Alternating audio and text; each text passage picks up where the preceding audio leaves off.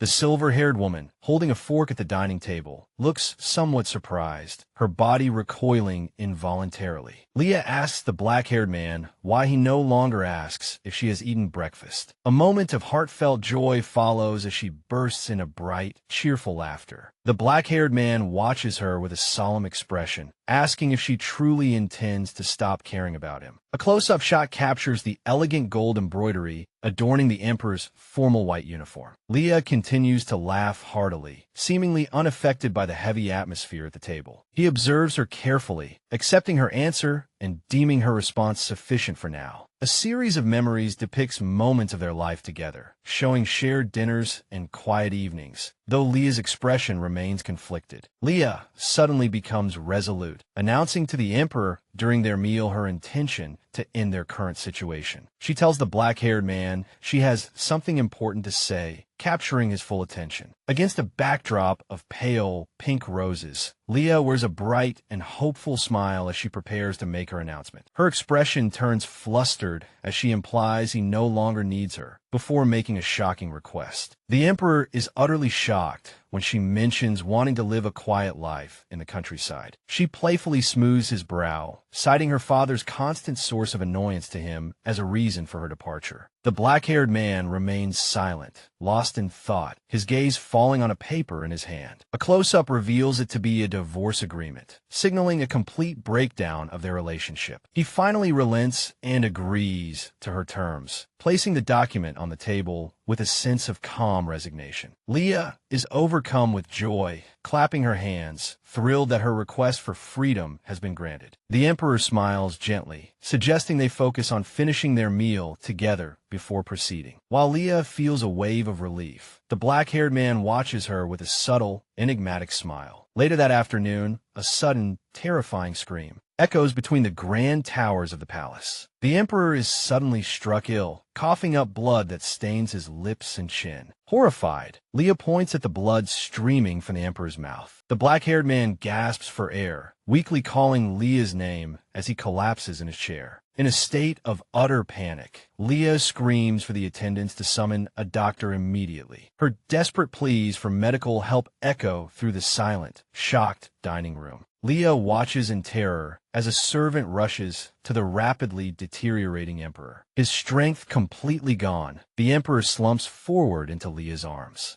Just as she tries to support him, a doctor arrives and grimly announces that the Emperor has ingested a fatal poison, shocking everyone present. Leah begins to question the situation, wondering how such a meticulous man could fall victim to poisoning. The dying man reaches out to her with a bloodied hand, his eyes filled with a final, desperate message. A dark suspicion enters Leah's mind, wondering if he deliberately drank the poison for some unknown reason. She stares at the fallen protagonist, horrified that the story has ended in such a tragic and abrupt manner. A narrative panel recounts the plot of a tragic novel, a tyrant who dies alone as his kingdom falls. The original Empress is shown drinking from a cup, oblivious to the impending tragedy. The court is thrown into utter chaos as the silver-haired Empress suddenly collapses, surrounded by panicked onlookers. The story details a tragic end. An innocent side character is poisoned, leading the Emperor to his ruin. A modern-day reader expresses frustration at the novel's poor ending, wishing she could save the characters. The scene then shifts. The silver-haired woman finds herself waking up in a grand, sunlit bedroom. A maid gently rouses her, addressing her as Your Majesty and announcing it's time to start the day. Leah wakes up in a coughing fit, feeling disoriented as she sits up in a lavish bed. The reality of the situation dawns on her as she looks in a mirror and confirms she has possessed the body of Leah Celeste. Fear grips her as she remembers the fate of the original Leah, and she vows to avoid being poisoned at all costs. To calm her nerves, she grabs a goblet and takes a deep drink. Expecting water, she immediately spits out the liquid in a great spray, clearly disgusted by the unexpected taste. Leah is furious to learn the maid brought her beer instead of wine, and the maid panics and apologizes. She scolds the maid, deeming it completely inappropriate to be given an alcoholic beverage upon waking. Leah reflects on the stark contrast between her current distress and the original owner's alcoholic habits. The maid begs for forgiveness, explaining that executing an employee so quickly would cause a huge scandal within the court. Leah decides to take control, banning all alcohol and having the maid prepare her for the day's schedule. The silver-haired woman clutches her head in distress, worried about the looming threat of being suspected. Her shock is palpable as she cries out, confronting the harsh reality of the character's tragic situation. Three maids carefully attend to Leah, dressing her in a magnificent red and white imperial gown. Leah stares ahead with a vacant gaze, recounting the history of her tyrant husband, Emperor Sion Bermudez. She recalls the tragic end of the black-haired emperor, who took his own life at the age of 28. A horrifying thought strikes her as she calculates that she has only 2 years left until her own death. The Empress mutters in desperation that she must fix everything to ensure her survival. Leah urgently instructs her maid, Lorraine, to accompany her to the harem to begin her reforms. Flanked by guards, she moves through the palace as household servants bow low in her presence. The maids whisper behind her, gossiping about her frequent visits to the harem and the drain on the imperial treasury. She recalls her predecessor's lavish lifestyle, showering handsome men with large allowances and diamond toe rings. Tears stream down her cheeks as she admits the original owner's corrupt actions invited such a venomous fate. She leans against a pillar with a weary sigh, overwhelmed by the weight of the character's sins. Leah tries to console herself that her status as Empress should protect her from immediate assassination. She searches her memory, puzzled as to why the Emperor never mentioned the harem in the original story. Lorraine offers to fetch her a beer soon, and Leah is bewildered by the casual suggestion. Leah declares her new policy with a firm gesture: complete abstinence from all alcoholic beverages. She is stunned when Lorraine reminds her that she had arranged a grand drinking contest just yesterday. A vivid memory surfaces, Leah carousing with men, promising a night of privilege to the contest winner. In a panic, she flails her arms and shouts, demanding the immediate cancellation of the entire event. Leah arrives at the harem, determined to reform her fallen soul before any further scandals can occur. As she enters the room, a crowd of handsome men greets her with brilliant smiles and excessive flattery. The men immediately begin to bicker, competing to offer her the best seat and their absolute attention. An argument erupts among the harem members over who is her true favorite. Tensions peak as two men grab each other by the collar, their jealousy escalating into a loud, public conflict. Leah watches with a grim and horrified expression, realizing the situation has devolved into a complete disaster. As the harem members wrestle on the floor, Leah silently observes the chaos. Fury radiates from her as she looks down on them, ordering every single person present to be dismissed. The men laugh off her threat, foolishly believing she is too attached to them to let them go. A cold, grim smile spreads across her face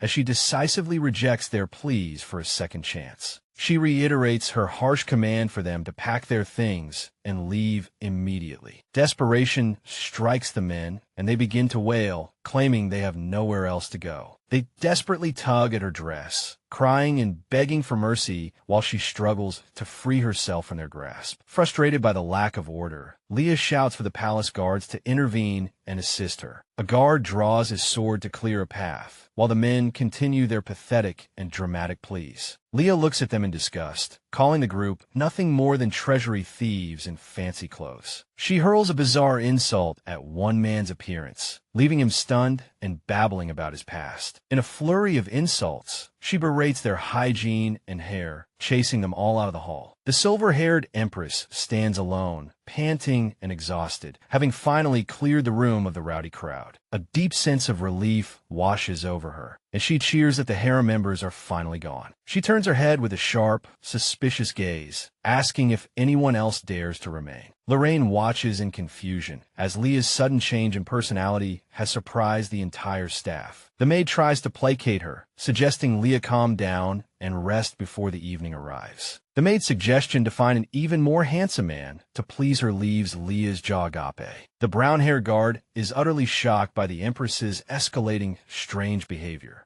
Leah is utterly furious, horrified that her staff sees her as a common, lecherous libertine. Disbelief is written all over her face as she realizes she must now work to repair her terrible reputation. Text reveals a man's anxiety. He hadn't expected his turn to come so soon. The shirtless, black-haired man offers to take her to the bedroom, much to Leah's utter mortification. Leah screams and flees in terror as the man offers to undress, capping off the chaotic afternoon. Leah yells hysterically, banishing everyone from her sight to get a moment of peace. The silver-haired Empress lets out an exhausted sigh and collapses onto her bed, finally getting a breath of fresh air. She clutches a pillow tightly, cheering that she can finally get some much-needed rest. Leah rolls around happily in bed, blaming the original owner for her current chaotic life. Lorraine interrupts her relaxation, asking what to do with the remaining members of the harem. Leah jolts forward, ordering that the last of them must be out of the palace by tomorrow. Fear strikes her as she realizes she must share a room with the man she fears most. She covers her face in horror, dreading the night she must spend with the Tyrant Emperor. Leah tries to save face, claiming she's suffering from a bout of alcohol-induced amnesia. She trembles with a fake smile, desperately insisting she can't remember the court's intimate protocols. Lorraine explains professionally and calmly that the tradition of sharing a room is mandatory every month. A narrative panel describes the illustrious ducal family of Celestia, renowned for their master swordsmanship and diplomatic prowess. The story reveals that the powerful duke behind the empire's founding is also Leah's biological father. Leah wonders why a man of such high standing would meddle in his daughter's marital betting arrangements. Reviewing the marriage contract, she is surprised to find the clauses regarding her relationship with Sion are almost entirely blank. She ponders if this missing information is because these details were never part of the original novel's plot. Leahi is utterly devastated that a side character was forced to take on such a stressful role. A dark thought crosses her mind, and she decides she can only rely on herself to survive. Steeling herself, she calls for Lorraine to help her prepare for the daunting night ahead. Leah asks for a brief on the evening's schedule, dreading the preparations required to receive the Emperor. She forces a confident smile, trying to convince herself she can handle whatever comes next. The scene shifts to a silent fireplace, as Lorraine mentions the Emperor's preference for a quiet atmosphere. Leah chuckles to herself, thinking that staying quiet should be a simple task compared to the recent harem battle. Lorraine grips Leah's hand, warning her that her previous screams had made the Emperor more aggressive. Guided by the palace guards, Leahi is escorted through the hallway, while Lorraine reminds her to remain silent. Her footsteps echo softly on the red carpet as she approaches the grand entrance to the shared bedroom. A dark thought flashes through her mind, wondering if the Emperor has some truly bizarre personal preferences. The heavy doors creak open, revealing the enormous, dimly lit space where she must confront her husband. Leah is surprised by the scale and unexpectedly cozy atmosphere of the grand imperial bedroom. Lauren and the guards bow deeply, leaving Leah alone at the entrance of the intimidating bedchamber. Panic erupts as the doors click shut, and Leah desperately pleads for the staff not to abandon her. She slumps to the floor in frustration, reflecting on how exhausting it is to be the Emperor's subordinate. Staring at the glowing lamp, she continues to puzzle over what could have made the original Leah scream. She lies flat on the carpet, frustrated by her lack of memories concerning the story's main character. Leah musters her courage, grabbing the edge of the blanket to face the inevitable night. Now tucked into the massive bed, she gazes upward, hoping for a peaceful end to the day. A sense of calm finally descends as she realizes the quiet room is indeed relaxing. After her exhausting afternoon of reforms, Leah begins to drift off in the silence. A sudden noise startles her awake, and a dark figure appears by the bed. She hears a faint rustling and freezes in terror, realizing the Emperor has finally arrived. Her eyes widen as she sees Sion lying beside her, the black-haired man seemingly ignoring her presence completely. Leah squeezes her eyes shut, praying for the best and determined to pretend she is fast asleep. She dares to peek with one eye, curious about the man who has remained so silent. Leah is surprised to find the room much quieter and less terrifying than rumored. A small wave of relief washes over her as she realizes the night might not be a complete disaster. She admires Sion's long, lustrous black hair, noting it's far superior to the looks of her former harem. Her brow furrows as she notices something peculiar about the way the Emperor is lying in bed. Leah observes that he sleeps with his hands pressed tightly over his ears, blocking out all noise. A thought suddenly strikes her, and she wonders if the Emperor suffers from some form of sensory hypersensitivity. She ponders his past traumas, speculating that his war experiences might be the cause of this defensive behavior. Leah reaches for Sion's ear, wondering if he is in pain, but her gentle gesture is immediately misinterpreted. Sion suddenly lunges forward, pinning Leto the mattress with a dark and dangerously alert expression. The black-haired Emperor looms over her with intense aggression, sternly ordering her to be quiet. Leah looks at him in shock, realizing his volatile reaction stems from deep-seated pain. Mustering her courage, Leah looks him in the eye and asks if he suffers from migraines. Memories of the chaotic harem and her own past screams flash through her mind as she analyzes his behavior. The scene shifts to a grim, dark dungeon.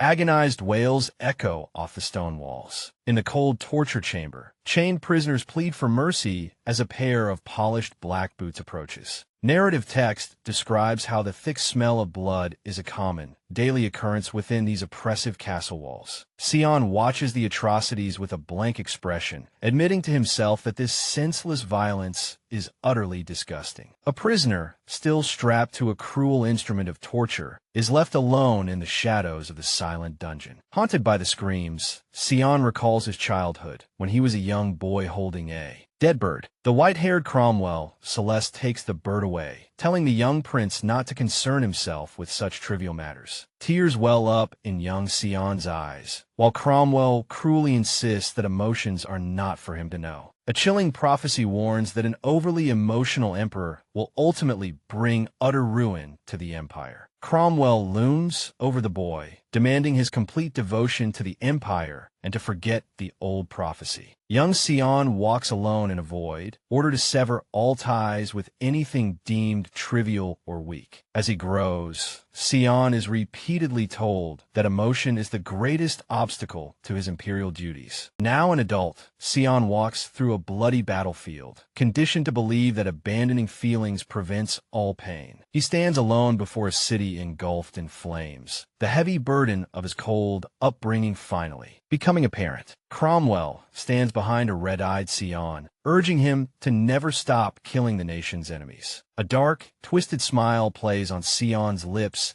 as Cromwell claims violence is the only way to save the empire. In the present, Sion clutches his head in agony, struggling to suppress the overwhelming emotions he was never allowed to express. The Emperor gasps for air, his body overwhelmed by the mental strain of a life lived in cold isolation. Back in the past, Cromwell questions Sion about halting the torture sessions, his presence ever cold and imposing. The white-haired Cromwell, Celeste, stands tall and composed, exuding an air of absolute, unyielding authority. Sion turns away after a brief confirmation, clearly exhausted by the endless cycle of blood and duty. They walk through the hall as Sion mentions the many prisoners that remain, his voice devoid of any warmth. Cromwell encourages more torture to end the rebellion, mentioning his own role in handling the empire's diplomacy. The white-haired man reminds Sion of his wedding night, his hand landing near Sion's back with a subtle threat. Dismissed to his room, Sion looks utterly drained, while Cromwell maintains his professional, stone-like facade. Sion reflects on his empty marriage, admitting he accepted Leah simply because the identity of the Empress was irrelevant. Standing by the bed, Sion regrets his choice, remembering how Leah's previous screams had aggravated his sensitive nerves. A silhouette of Sion trembles, haunted by noise and pain, the internal pressures of his life reaching a breaking point. Violent memories of war and his suppressed childhood merge into a chaotic and painful montage in his mind. His hands grip the table, knuckles white from the strain, a physical manifestation of his immense internal struggle. In the present bedroom, Sion continues to pin down Leah, his eyes filled with a mixture of rage and desperation. Leah sits up in bed with a somber expression, realizing the tragic depth of the Emperor's secret torment. Sion warns the Duke that if he cannot have quiet, he cannot guarantee his daughter's life. Cromwell's indifferent reaction to this threat shocks Sion, who is stunned by the father's complete lack of concern for Leah. Sion walks away, feeling sympathy for the abandoned daughter and deciding it would be unfair to let her die on a whim. A close-up of Cromwell's mouth reveals a sinister smile, confirming his cold and ruthless nature. Back in the present, Leah gently calls out to the Emperor, hoping to soothe his visible distress. She looks at him with genuine concern, asking again if he suffers from migraines. Sion forces her back onto the bed and harshly tells her to shut up, his temper flaring once more. He stares at her intently, convinced she is just like everyone else who only wants to provoke him. Sion anticipates her tears and wonders if he can restrain himself, but Leah unexpectedly tells him to lie down. A surprised Sion watches as Leah tucks him in and asks if he is finally ready to sleep. Leah begins to gently pat his back, promising to tell him interesting stories until he falls asleep. Sion lies down in complete confusion, stunned by the loud woman's sudden, gentle behavior. Leah lies comfortably in her grand bed, her long silver hair shimmering in the ethereal glow of the moonlight. Leah sits up and chatters on about a past breakup, while Sion lies with his eyes closed. Leah gestures animatedly, explaining how an ex-boyfriend tried to pass off cheap cookies as a luxury gift. Sion feels a strange drowsiness as Leah's constant chatter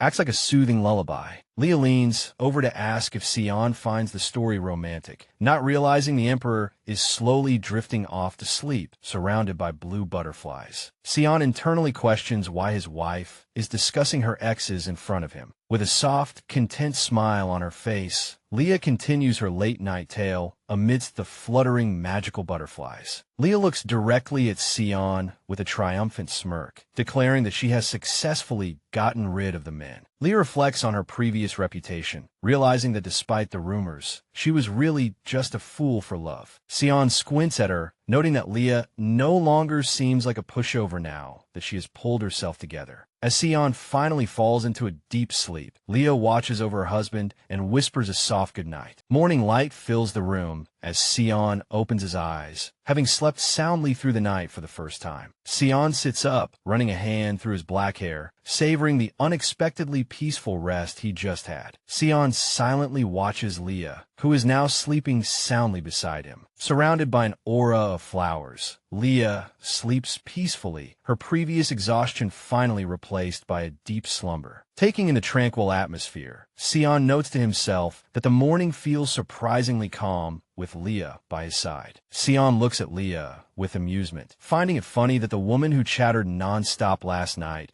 is now sleeping so quietly and soundly. Looking down at his wife, Sion admits that sharing a bed with her was far less uncomfortable than he had anticipated. Sion wonders what magic Leah's voice holds, as it was the only thing that could cure his chronic insomnia. Dressed and standing before a mirror, Sion decides it's time to take back his duties from Duke Celeste. Sion firmly grips the doorknob with a click, ready to tackle the mountain of paperwork that awaits him. Sion pauses at the door, taking one last fond look at his sleeping wife before leaving for work. With a final click, Sion leaves the room, determined to repay last night's good sleep with a full day of productivity. Sion walks down the sunlit palace hallway, his mind already on the mystery of who remains in the harem. Leah stretches with a loud groan of ugh, finally waking up after the Emperor's departure. Refreshed, Leah cheers for her perfect night's sleep, her silver hair shimmering in the bright morning light. Leah boasts to her maid about her excellent ASMR skills, which put the Emperor to sleep in no time. Leah sits up in bed to greet Lorraine and asks about her daily schedule, ready to take on the day. Leah's face twists in horror as she questions why her father, the Duke, is suddenly concerned about the United Knights. A flashback shows Leah's father nagging her about having a grandchild and insisting she drink dragontail soup to conceive a son. To avoid her father's nagging, Leah feigns dizziness and orders Lorraine to cancel his visit to the palace. Lorraine seems skeptical, reminding the Empress that her father's visits are usually an event she greatly looks forward to.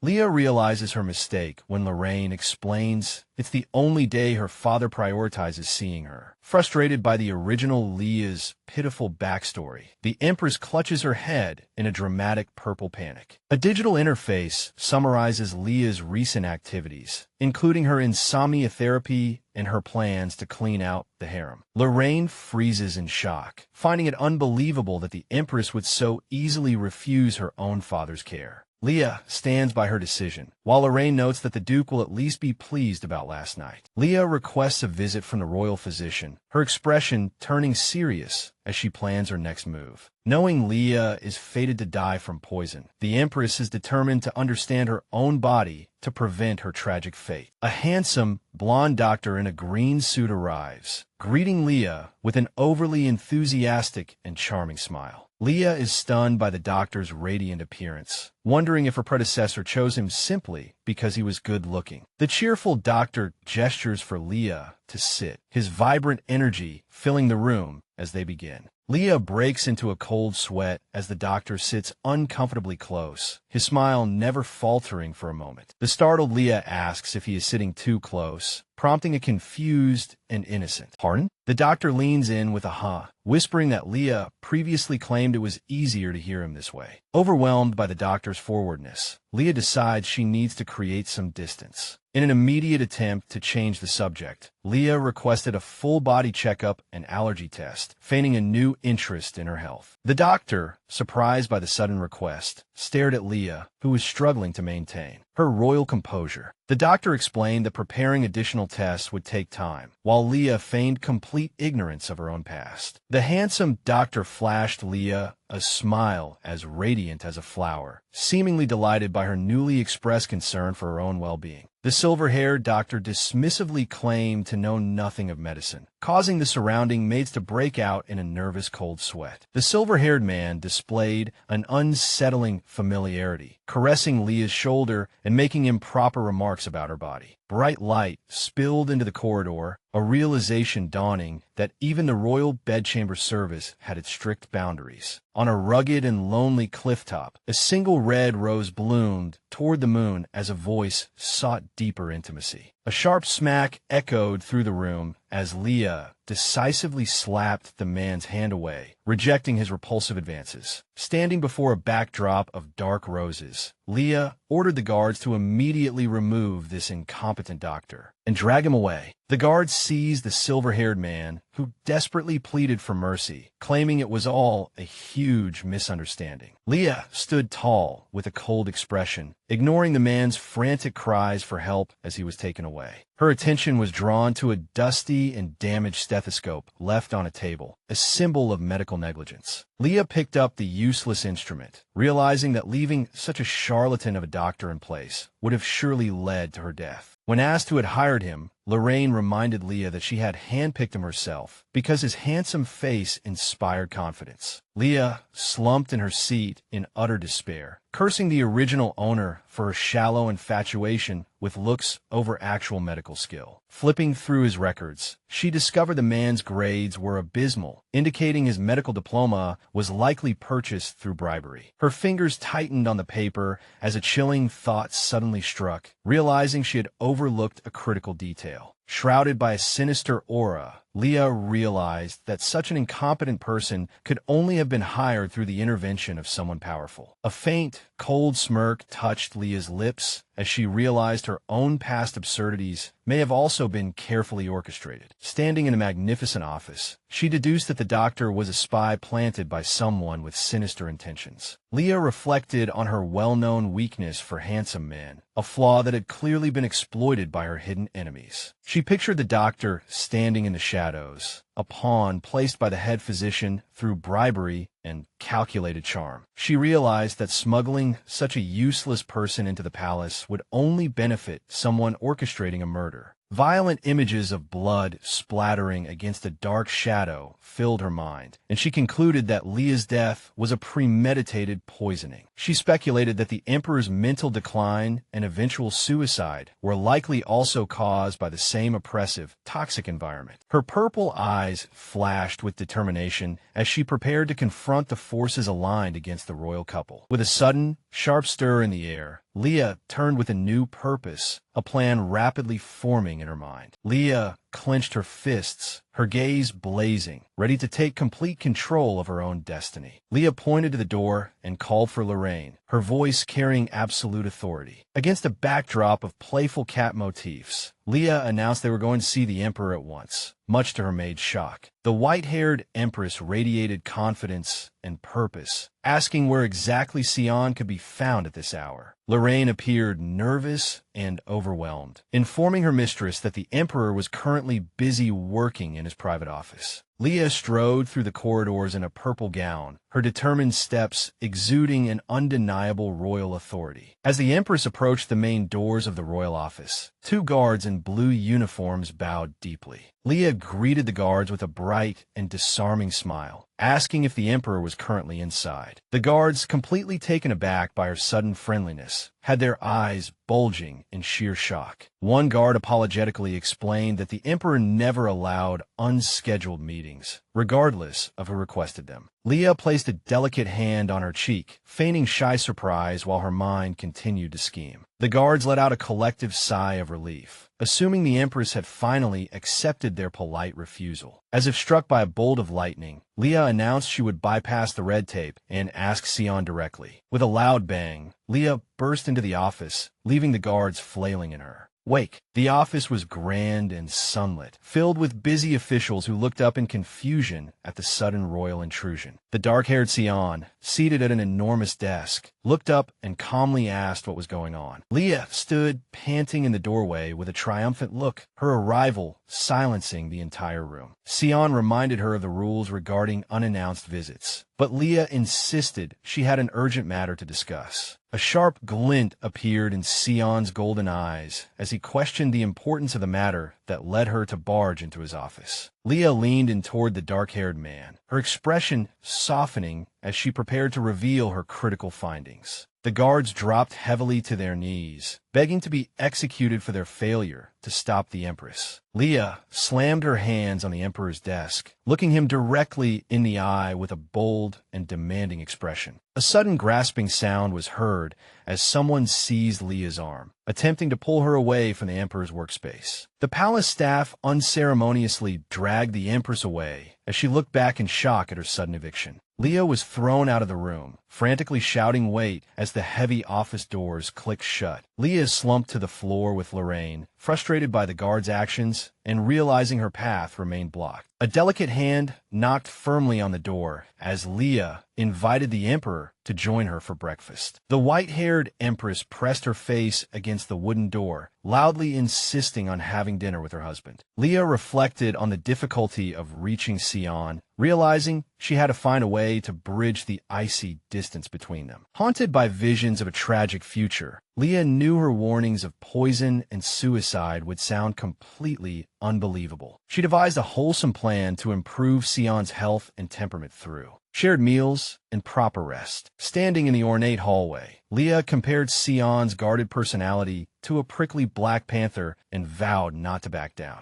The Empress turned to her maid, deciding to host an impromptu tea party right there in the palace corridor. With the click of a closing door, a sharp sound rang out, highlighting the observation that the Emperor was once again overworking himself. Accompanied by a concerned official, the dark-haired Sion dismissed concerns about state affairs, insisting he was perfectly fine. Sion, single-mindedly focused on his duties, prepared to head to his next appointment as his staff watched anxiously. Sion's path was blocked by Leah, who was waiting patiently for him against a backdrop of roses. The Emperor looked genuinely shocked, asking why the Empress was loitering in the hallway instead of her own chambers. Leah greeted him with a bright and cheerful smile that contrasted sharply with the somber atmosphere of the palace. Though Sion inwardly cursed her shameless persistence, he found himself momentarily distracted by her unusually innocent, sparkling purple eyes. A close-up of Leah's face revealed her firm determination to break through Sion's icy exterior with kindness. Sion gazed back with a mixture of suspicion and curiosity, unable to connect her current behavior with her past. Leah led the way to the dining hall with an energetic gesture, practically forcing the Emperor into her plans. The Empress looked secretly pleased, delighted that her bold persistence had finally resulted in a rare moment together. The royal couple walked side by side down a sunlit corridor, a rare sight in the fractured palace. Once seated, Leah initiated the conversation by asking about Sion's personal dietary preferences and favorite dishes. Leah single-handedly maintained the conversation, talking about her love for tomatoes while the Emperor remained silent and deeply suspicious. She offered helpful health advice, suggesting that certain green vegetables, like lettuce, could eventually help him overcome his chronic insomnia. She gestured to the lavish spread, continuing her lecture on the importance of chicken and almonds for his recovery. A sharp clatter suddenly filled the room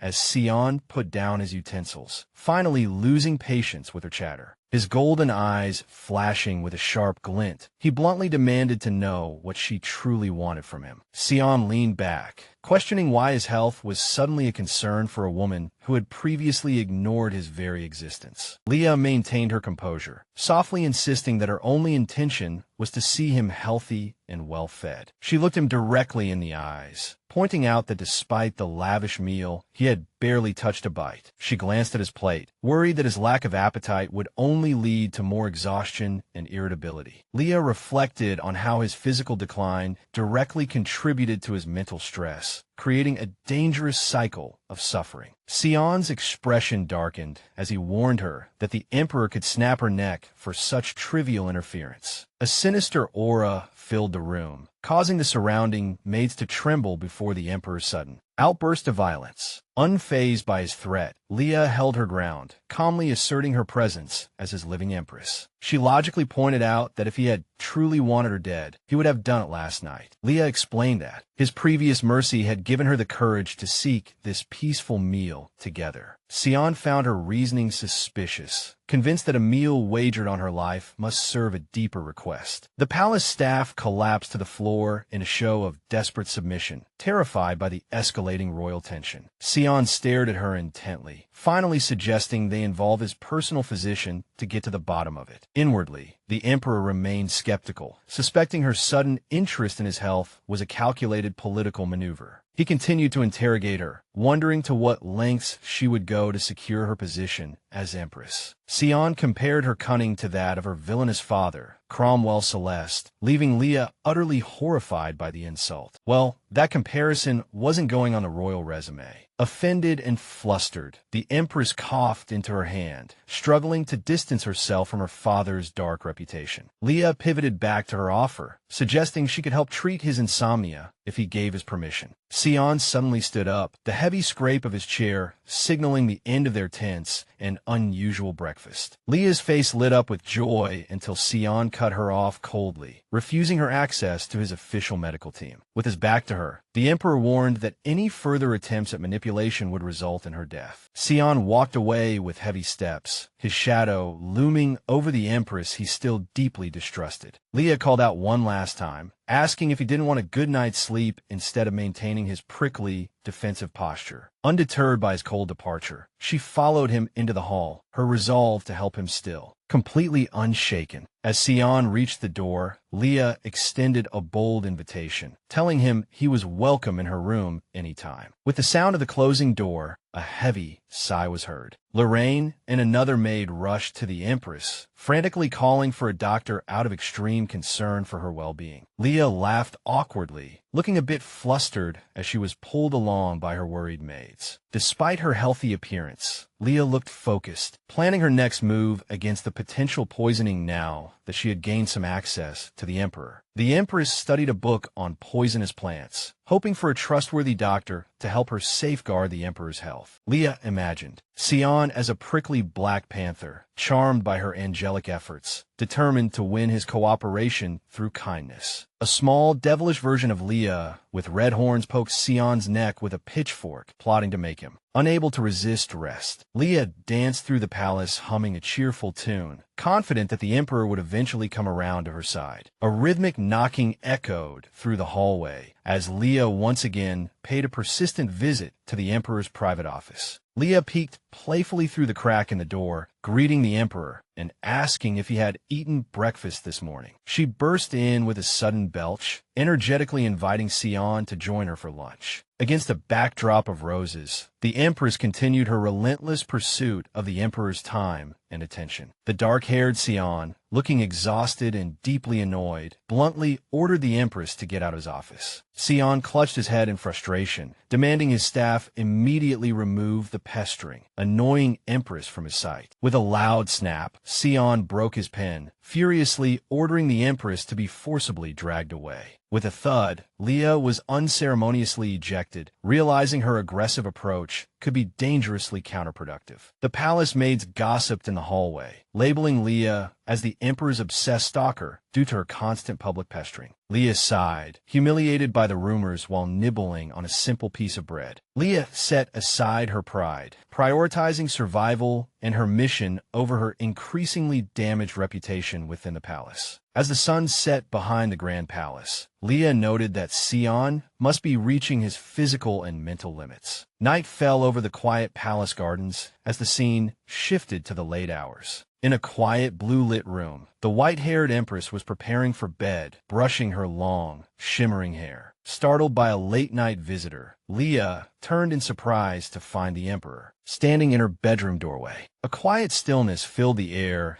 as Sion stood silently in the doorway, his presence heavy and unexpected. With a tired, defeated expression, the Emperor finally relented, asking Leah to help him fall asleep. Leah agreed with a gentle, triumphant smile, ready to fulfill her promise and assist in his recovery. With a soft click of the closing door, the royal couple was enclosed for their first night together. The next day, Sion sat at his desk, focused on his paperwork beneath a cluster of bright yellow flowers. An official approached the Emperor in astonishment, announcing that the Empress had come to see him again. Sion looked up from his work, his expression unreadable upon hearing of his wife's latest persistent visit. With a sudden sound, Sion stood up, surprisingly agreeing to meet the Empress, much to his staff's amazement. His staff watched in sheer disbelief as the Emperor left to meet Leah. The officials were utterly stunned, questioning their own sanity as the Emperor's cold demeanor continued its radical transformation. Sion walked through the hall to meet Leah, who was overjoyed by his sudden and unprecedented cooperation. The Empress chuckled to herself, pleased that her persistent training of the Emperor was finally yielding tangible results. During the meal, Leah asked how his morning was, though the Emperor remained silent, focused only on his food. During their rare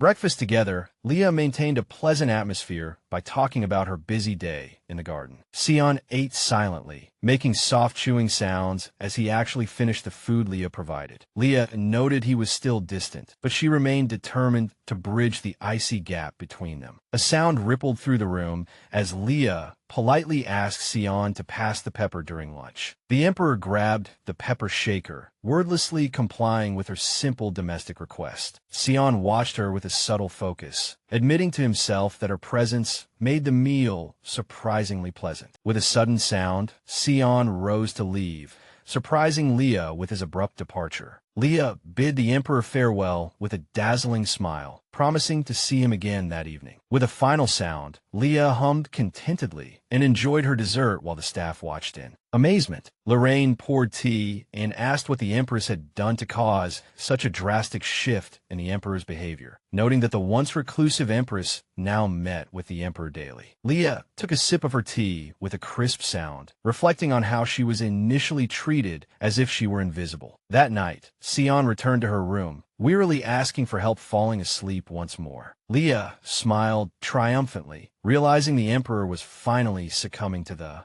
very training he had once so fiercely resisted. Leah looked down at Sion, finding his pride charming, and decided to tell him stories of her past. She took pride in the fact that the Emperor now found her presence essential for his nightly rest. Leah reflected on their recent nights together, wondering if his newfound dependency stemmed from genuine enjoyment. While enjoying her tea, the Empress was interrupted by a sharp question from her loyal maid, Lorraine. Lorraine blushed at the Empress's bold remarks about her nightly efforts for the Emperor. A bright smile appeared on Leah's face as she noted Sion's apparent satisfaction with their unusual new arrangement. Leah prepared to depart, eager to finish her royal duties before returning to the Emperor at nightfall. Walking through the palace, Leah passed by bowing staff, her noble bearing earning the respect of all. Leah confronted the Emperor's physician, her tone icy as she expressed her growing disdain for his frequent presence. The Empress bluntly insulted the doctor, Merton, calling him incompetent for failing to diagnose the ailments she perceived. Leah recounted her weeks of feigned pain and insomnia, deliberately putting the nervous doctor on the defensive. Her purple eyes narrowed as she accused Merton of calling her a liar rather than admitting his own failures. Merton clutched his medical bag, fearing the impending verbal onslaught from the relentless Empress. Inwardly, Leah admitted that Merton's diagnosis of her perfect health was accurate, though she continued her elaborate performance. The Empress threw a tantrum like a spoiled child, demanding medicine for her non-existent suffering. Merton shed tears of frustration, trapped between his professional ethics and the demands of a powerful and capricious Empress. Leah gleefully plotted to use Merton's integrity against him, wondering if he could be bribed to serve her interests. Her gaze turned predatory as she warned the doctor that his life now depended on providing the correct diagnosis. A heavy silence filled the room as Leah demanded the terrified Merton finally state his final medical conclusion. Merton refused to yield, boldly declaring the Empress was feigning illness despite the danger he faced. Leah feigned outrage at his honesty, lamenting her supposed loss of dignity, while Merton desperately defended his honor. A sharp sword was suddenly held to Merton's throat, a cold reminder of the Empress's absolute power. Leah began a deadly countdown, giving the doctor one last chance to retract his diagnosis and save himself. As the countdown continued, Merton trembled under the threat of imminent death, the cold steel pressing dangerously against his skin. The final count echoed through the room, signaling the end of the doctor's time to choose his fate. Under the threat of imminent death, the terrified Merton finally broke, letting out a desperate and tearful apology. Even at sore point, Merton's professional oath prevailed as he loudly reaffirmed that the Empress was in perfect health. The tension remained high as the guard maintained his stance over the kneeling doctor. In the hall, Merton begged for his life, promising to fulfill any other request if the Empress would only spare him. Leah's expression instantly shifted to one of pure joy. Her elaborate test of the doctor's loyalty finally concluded. She decided Merton's unwavering honesty made him the perfect person to entrust with the Emperor's fragile health. Leah enthusiastically shook Merton's hand, welcoming him as her new ally while he stared back in complete confusion. Relaxed by her success, Leah asked Lorraine for an update on the cleanup of the palace harem. Lorraine reported that while most items had been removed, the final evacuation of the harem members was facing an unexpected delay. A note of frustration entered Leah's tone as she learned the remaining men were interfering with her direct orders to vacate. Lorraine explained that the men refused to leave without a personal audience, clinging to pillars in desperate protest. Leah sighed, wondering if these men had inherited the same stubborn and dramatic traits that once defined her own reputation. Determined to end the spectacle, Leah decided to meet their antics with a stronger dose of royal authority. Cries of protest were heard from behind the grand doors as the harem members demanded the Empress honor her promises. Leah burst into the room with an authoritative shout, ready to confront the unruly men and their loud complaints. A handsome, golden-haired man led the protest, accusing the Empress of betraying the future she had once promised him. Lorraine reminded Leah that she had once specifically chosen this man for the harem because of his sexy brain. The golden-haired man held up a sign declaring his refusal to leave, steadfastly demanding his tuition fees be paid. Leah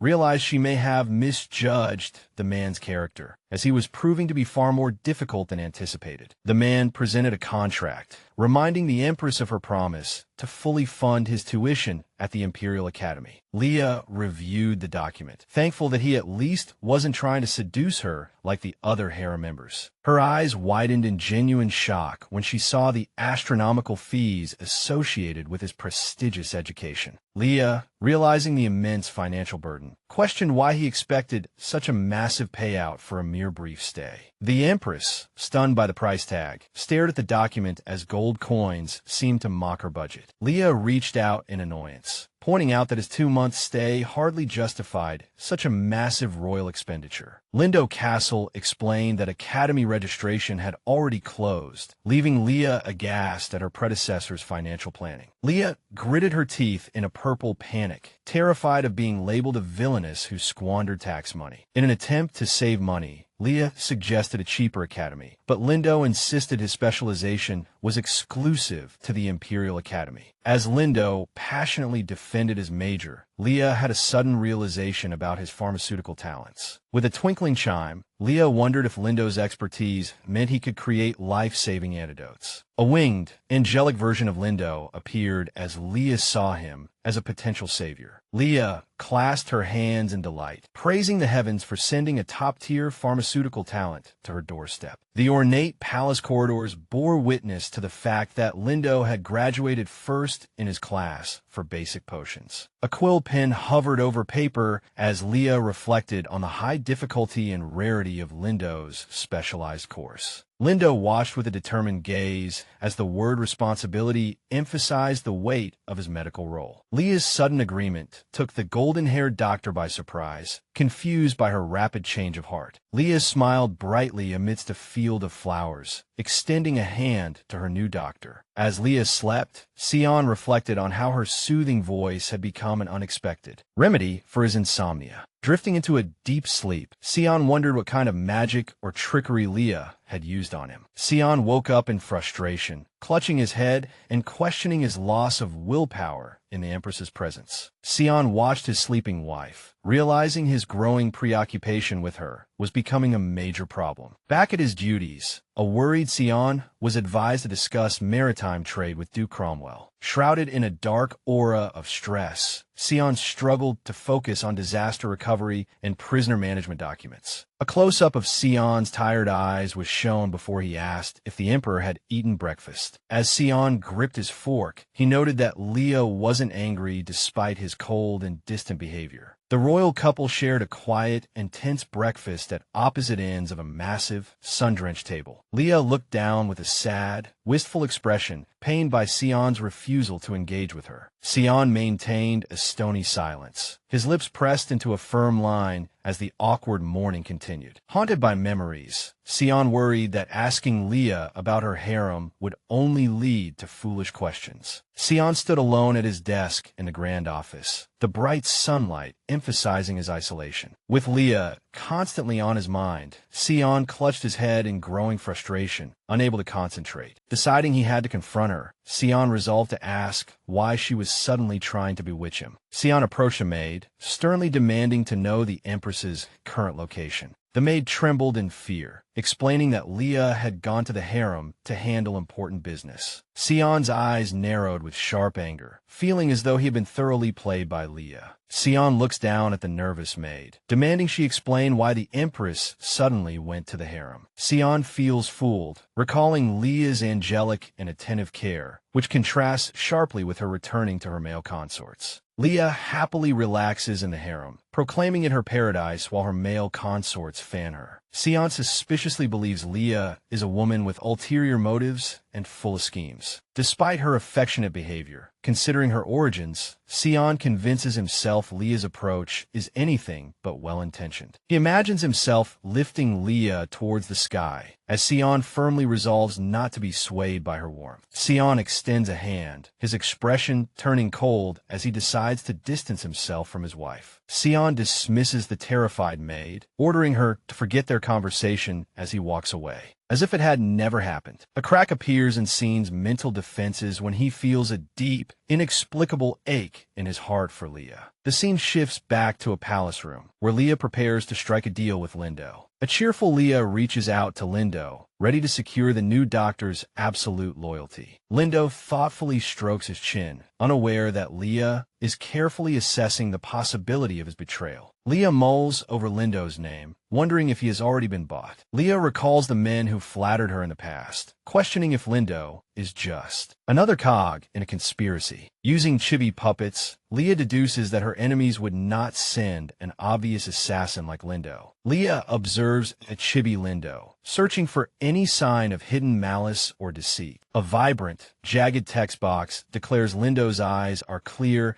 and completely free of deception. Leah notes Lindo's intense academic passion and decides he must be secured as an ally immediately. Lindo bows, accepting the position and asking if he should prepare a tonic or a mythical elixir for her. Lindo is thrown into comical shock when Leah abruptly requests poison, completely caught off guard. Leah explains that the blonde scholar needs to research poisons in the hope of finding a cure for the Emperor. The man asks about the poison's purpose with a look of suspicion, but Leah notes he is surprisingly easy to read. The blonde man agrees with a bright smile, though Leah worries he is being a bit too cooperative. With a faint scratching sound, Leah writes down a contract, demanding her safety be guaranteed during the research. The blonde scholar, with a mysterious and knowing gaze, agrees to their shared responsibility of life. He threatens that, if she breaks the deal, he will report her poison research to the press, proving his meticulous nature. Leah slams her hand on the paper, threatening to throw him in jail if he dares to deceive her, to which he bows respectfully, swearing his loyalty, while Leah wonders if he knows of her ruthless reputation. With a slight sliding sound, the scholar brings out a blackboard, ready to explain his survival strategy. With a crisp tap, he begins his lecture, asking if mere survival is truly enough for him. He warns that an antidote cannot reverse organ damage, recalling Dr. Merton, delivering the grim news to Leah. For survival, he suggests building up a resistance by ingesting microdoses of weak poisonous herbs starting today. With a sharp tap, he draws the toxic plants, leaving the Empress in absolute shock at his radical proposal. Leah is horrified by the idea of taking poison, but he insists it will prepare her body for the antidote. With a heavy thud, he offers to test the doses on himself, first to earn her trust. Leah admires his surprising enthusiasm, realizing she would have been in trouble if she had dismissed him earlier. He suggests growing the herbs in the palace garden and offers his own seeds, overwhelming the poor Empress Leah. Leah sighs wearily, sinking into her chair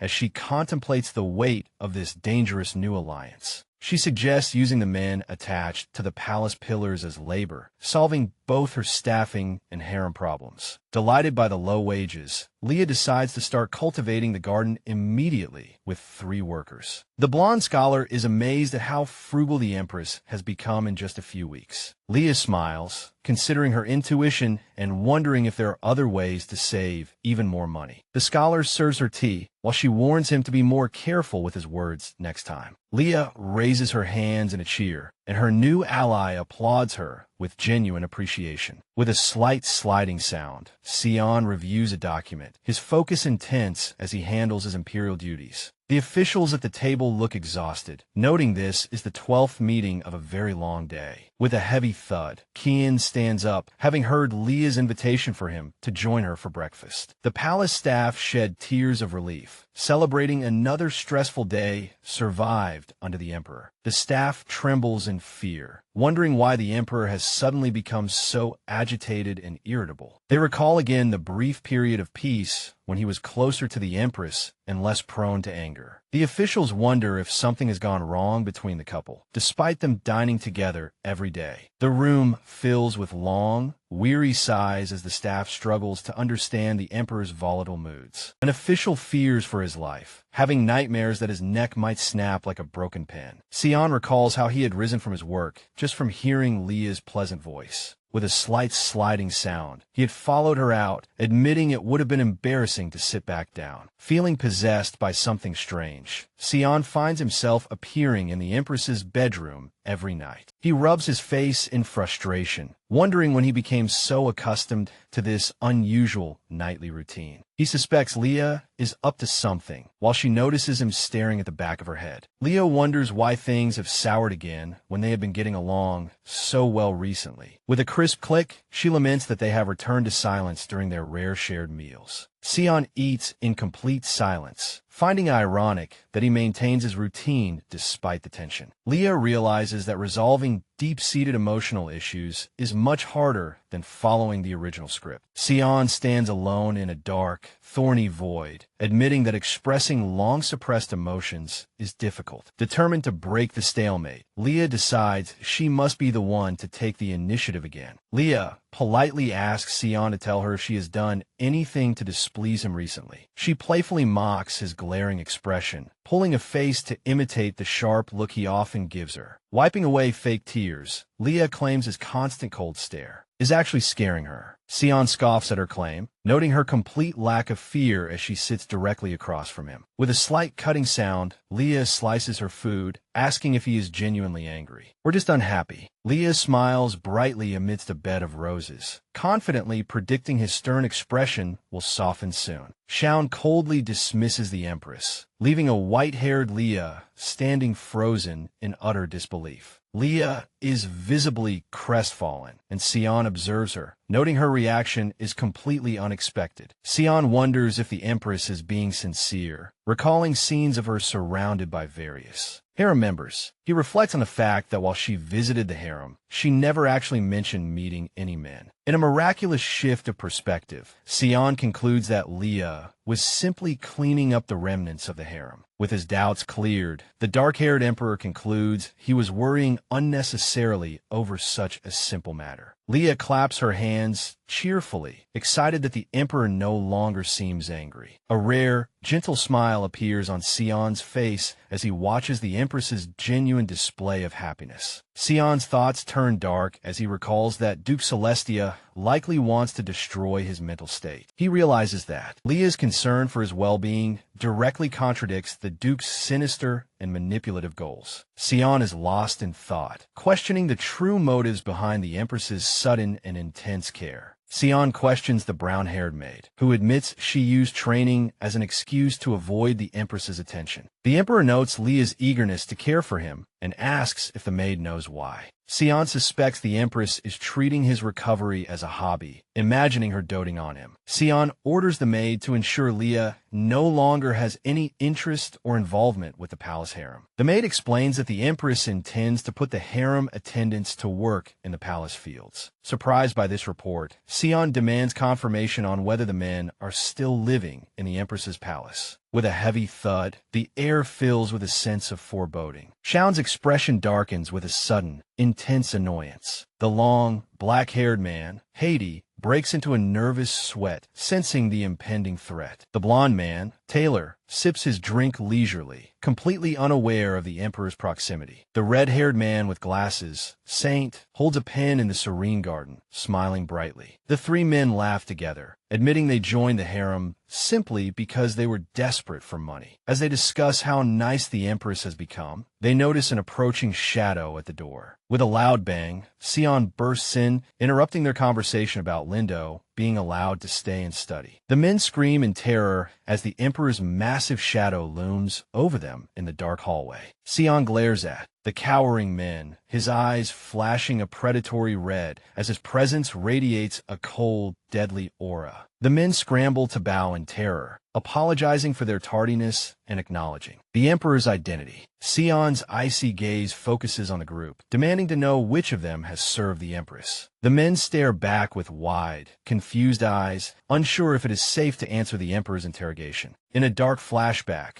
Leah gives her harem a stern order, forbidding them from revealing any private matters. Caught between two powerful rulers, the men feel like small shrimp caught in a battle between giant whales. With a sharp sliding sound, Kian draws his blade, threatening to cut down Haiti unless he reveals Leah's secrets. Haiti trembles in absolute terror, silently praying for the Empress to save him from the Emperor's wrath. Kian stands before the kneeling men, demanding they repeat every word the Empress said to them. Haiti, in desperate tears, begs for his life while claiming he truly knows nothing of the Empress's plans. Sion recalls their earlier boasting about working for food, finding their current cowardice a stark and pathetic contrast. As the maid watches in the background, Sion stands silently, processing the information he has just gathered. A flashback of Haid, Taylor, and Saint shows their shock and confusion at the Empress's recent behavior. Sion remembers Lindo feeding Leah, a memory that ignites a quiet but intense fire of jealousy within him. With a heavy thud, Leah panics in a memory, desperately shouting for everyone to forget her embarrassing actions. Haiti recalls Leah drinking alone, realizing his earlier lie about their intimacy might now cost him his life. Cyan realizes the men lied about their relationship with Leah, confirming none of them had been to her bed. With his doubts cleared, Cyan turns to leave, the cold steel of his long sword catching the faint light. Sion decides he finally has a clear path to explain everything to Leah Celeste, free of any hesitation. With a slight pause, Sion stops, considering one final test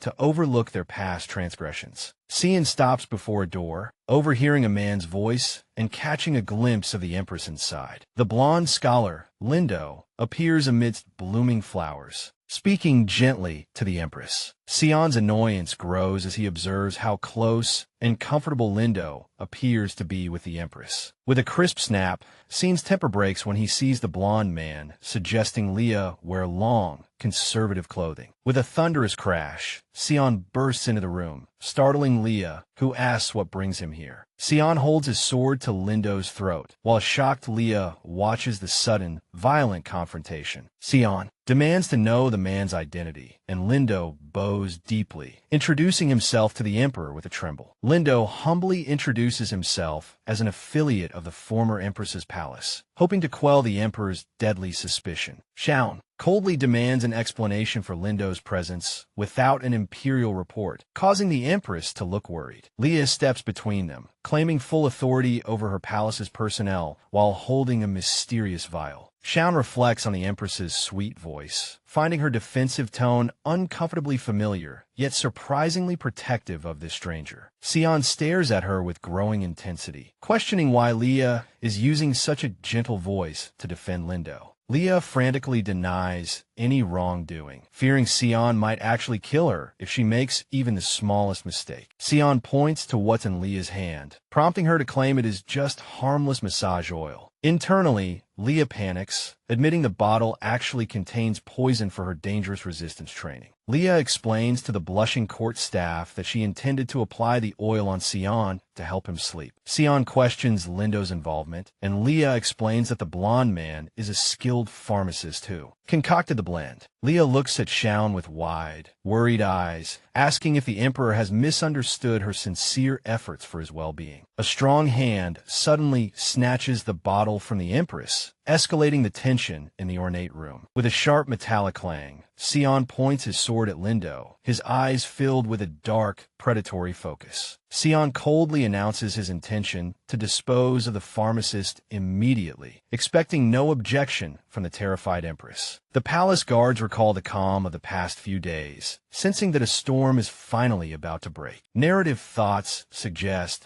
that if Leah had screamed in fear, the Emperor would have surely lost what little composure he had left. Leah looks back at Scene, asking with shocking directness if he is suggesting she should be the one to kill Lindo. Framed by roses, Leah gracefully declares she will do so simply because the son of the Empire, the Emperor, wishes it. With a slight click, Kian sheathes his sword, seemingly caught off guard by the Empress's unexpected and extreme loyalty. Changing his mood, Sion offers Leah tea to relax, choosing to de-escalate the situation for now. Sion suggests they go to the tea room together, leaving a weeping Lindo in a state of absolute relief. Leah follows Kian out, lightly touching his back and asking what will happen to the pharmacist she recruited. Leah realizes that if she had not sided with Lindo so decisively, Sion would have likely executed the poor man. Lindo gestures for a higher salary, hoping his near-death experience justifies a significant raise in his royal pay. Sion makes a casual gesture of agreement, while Leah watches, seemingly satisfied that her new employee survived the ordeal. The scene shifts to a serene garden fountain, where Sion scolds Leah for not mentioning her headache sooner. As Sion pours tea, his attendants watch in disbelief, asking if the Empress has been feeling unwell recently. A close-up of the hot tea appears as Sion encourages Leah to drink it and find some much-needed comfort. Sion sits alone amidst pink roses, gracefully sipping his tea in a rare moment of quiet. The palace staff watches from a distance, whispering that the Emperor's sudden shift in behavior is very strange and unsettling. The attendants gossip that the harem members escaped with their lives despite the Empress allegedly asking for their execution. A background pattern highlights the staff's theory that Kian was testing the Empress to see if she had truly changed her wicked ways. The maids gossip excitedly, suggesting the Emperor's recent outburst was due to intense jealousy over the harem members. A maid dismisses the idea as ridiculous while washing laundry in the bright afternoon sun. The gossip continues as they note the couple has grown closer, especially after Kian questioned the harem about Leah's habits. One maid imagines a romantic scenario, speculating that Shaun spared the men simply because his anger at Leah had finally subsided. Another maid imagines a much darker Shaun, bloodily licking his blade, finding the romantic theory too optimistic. The group walks away, with one chiding another to stop reading trashy novels. Though the mystery remains, a girl with blue hair and glasses appears in a transition panel as the scene shifts back to the Empress's palace. Leah shows off her private garden, revealing she created the space to ensure a steady supply of poisonous herbs. Leah feels a chill, wondering if Lindo is trying to get revenge for her earlier joke about his death. A chibi icon explains that Lindo brought the poison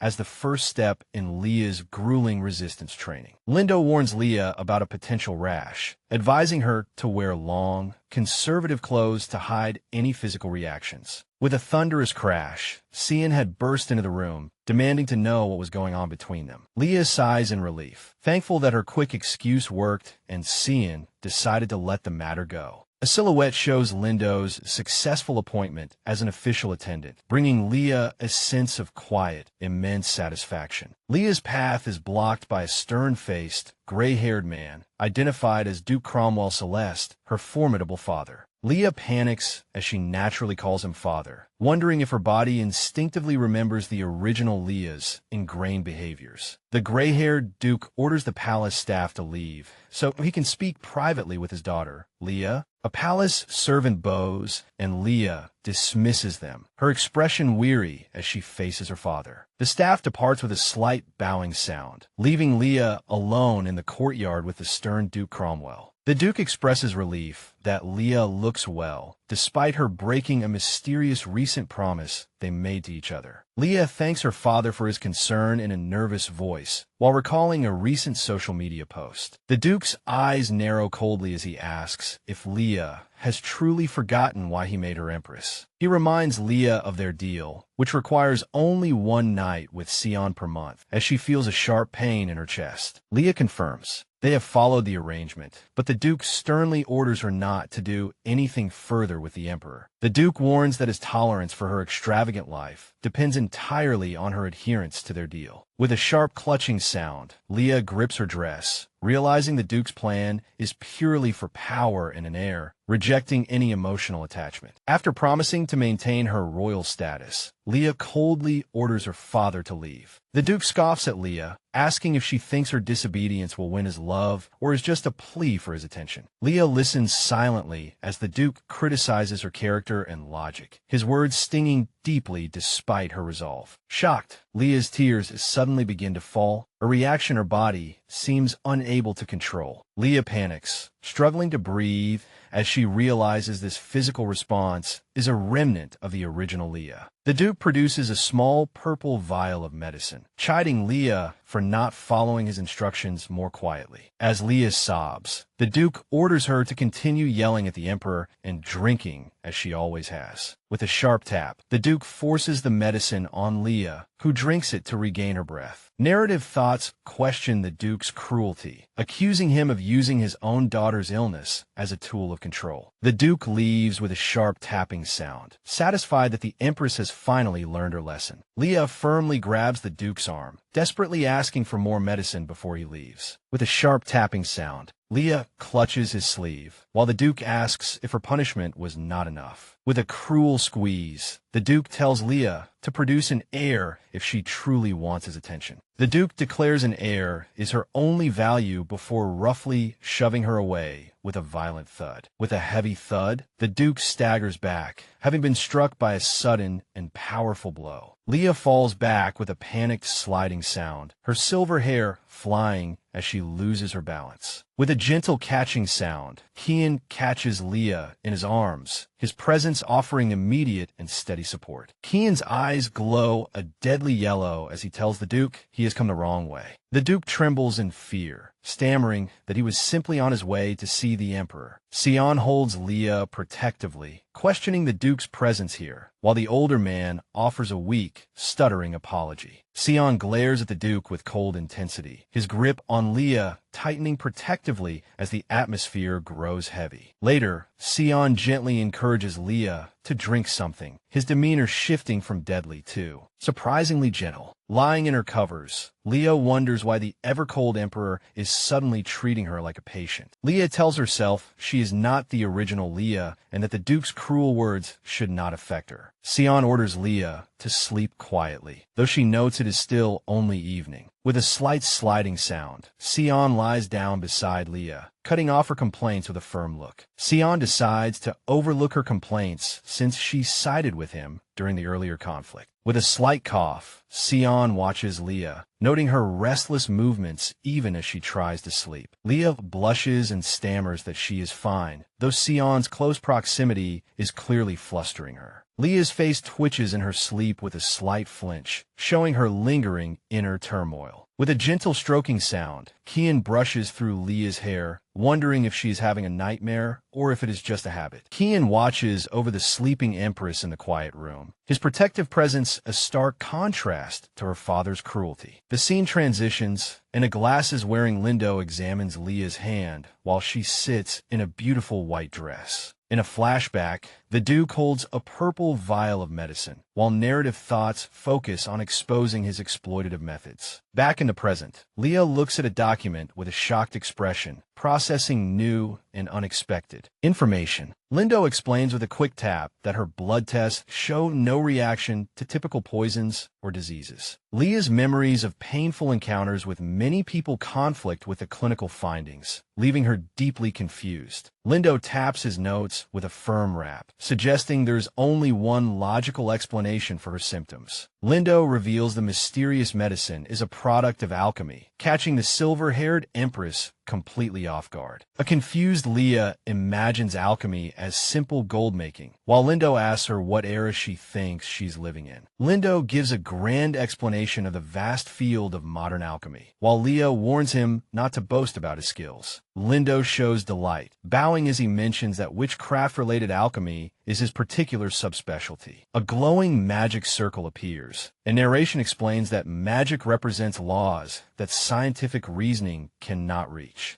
Swirling mana flows through the stars, illustrating how witchcraft developed as a substitute for the world's disappearing natural energy. Silhouettes of a bird and a rabbit highlight the cruel reality witchcraft requires a living creature as a medium. Leah is visibly stunned, realizing her undiagnosable illness is actually the result of a dark witchcraft contract. Standing before the shadow of Duke Cromwell, Leah finds it horrifying that he would resort to witchcraft. Leah looks at the ornate palace walls, wondering if her father truly intends to take her life. Hands hover over a glowing blue bird, explaining that a witchcraft medium must be handled with extreme care. Leah admits she expects no affection from the Duke, while Lindo questions what kind of parent would harm their own child. Leah reflects on her father's desire for an heir, concluding he has no intention of killing her for now. Looking at a vision of herself as a medium, Leah realizes the Duke must have used her for witchcraft. Lindo stresses the urgent need to uncover the specific details and mechanics of the spell cast against her. Leah demands a blood analysis, but Lindo explains it is currently impossible without a fresh sample of the medicine. Sparks of anger fly as Leah questions Lindo's expertise, causing the blonde pharmacist to become visibly frustrated. Lindo retorts defensively, insisting the advanced alchemical knowledge he shared is anything but common information. Leah tearfully begs for forgiveness after the expert threatens to withhold the antidote she desperately needs. A floral background frames a floating message suggesting that true love is best expressed through heavy and expensive gifts. Lindo smiles brightly, holding out his hands as gold coins rain down, celebrating his newfound windfall. Leah catches Lindo, stashing emergency funds, leading him to offer a pearl necklace as a peace offering. Leah's eyes widen in wonder as she gazes at a small vial of sparkling medicine. Under a brilliant light, Leah cautiously orders Lindo to try the mixture first, just as he is about to explain its initial chemical properties. Lindo takes a sip, explaining that the initial poison dosage must be mild and continuously supplemented over time. Leah is utterly bewildered when Lindo reveals that the current sample was extracted from his own hair. A simple text bubble amidst a white rose bush highlights the bizarre ingredients in the current alchemical mixture. Among the blooming flowers, Lindo strikes a dramatic pose, preparing to lecture Leah on the unique properties of human hair. Leah shows a look of disgust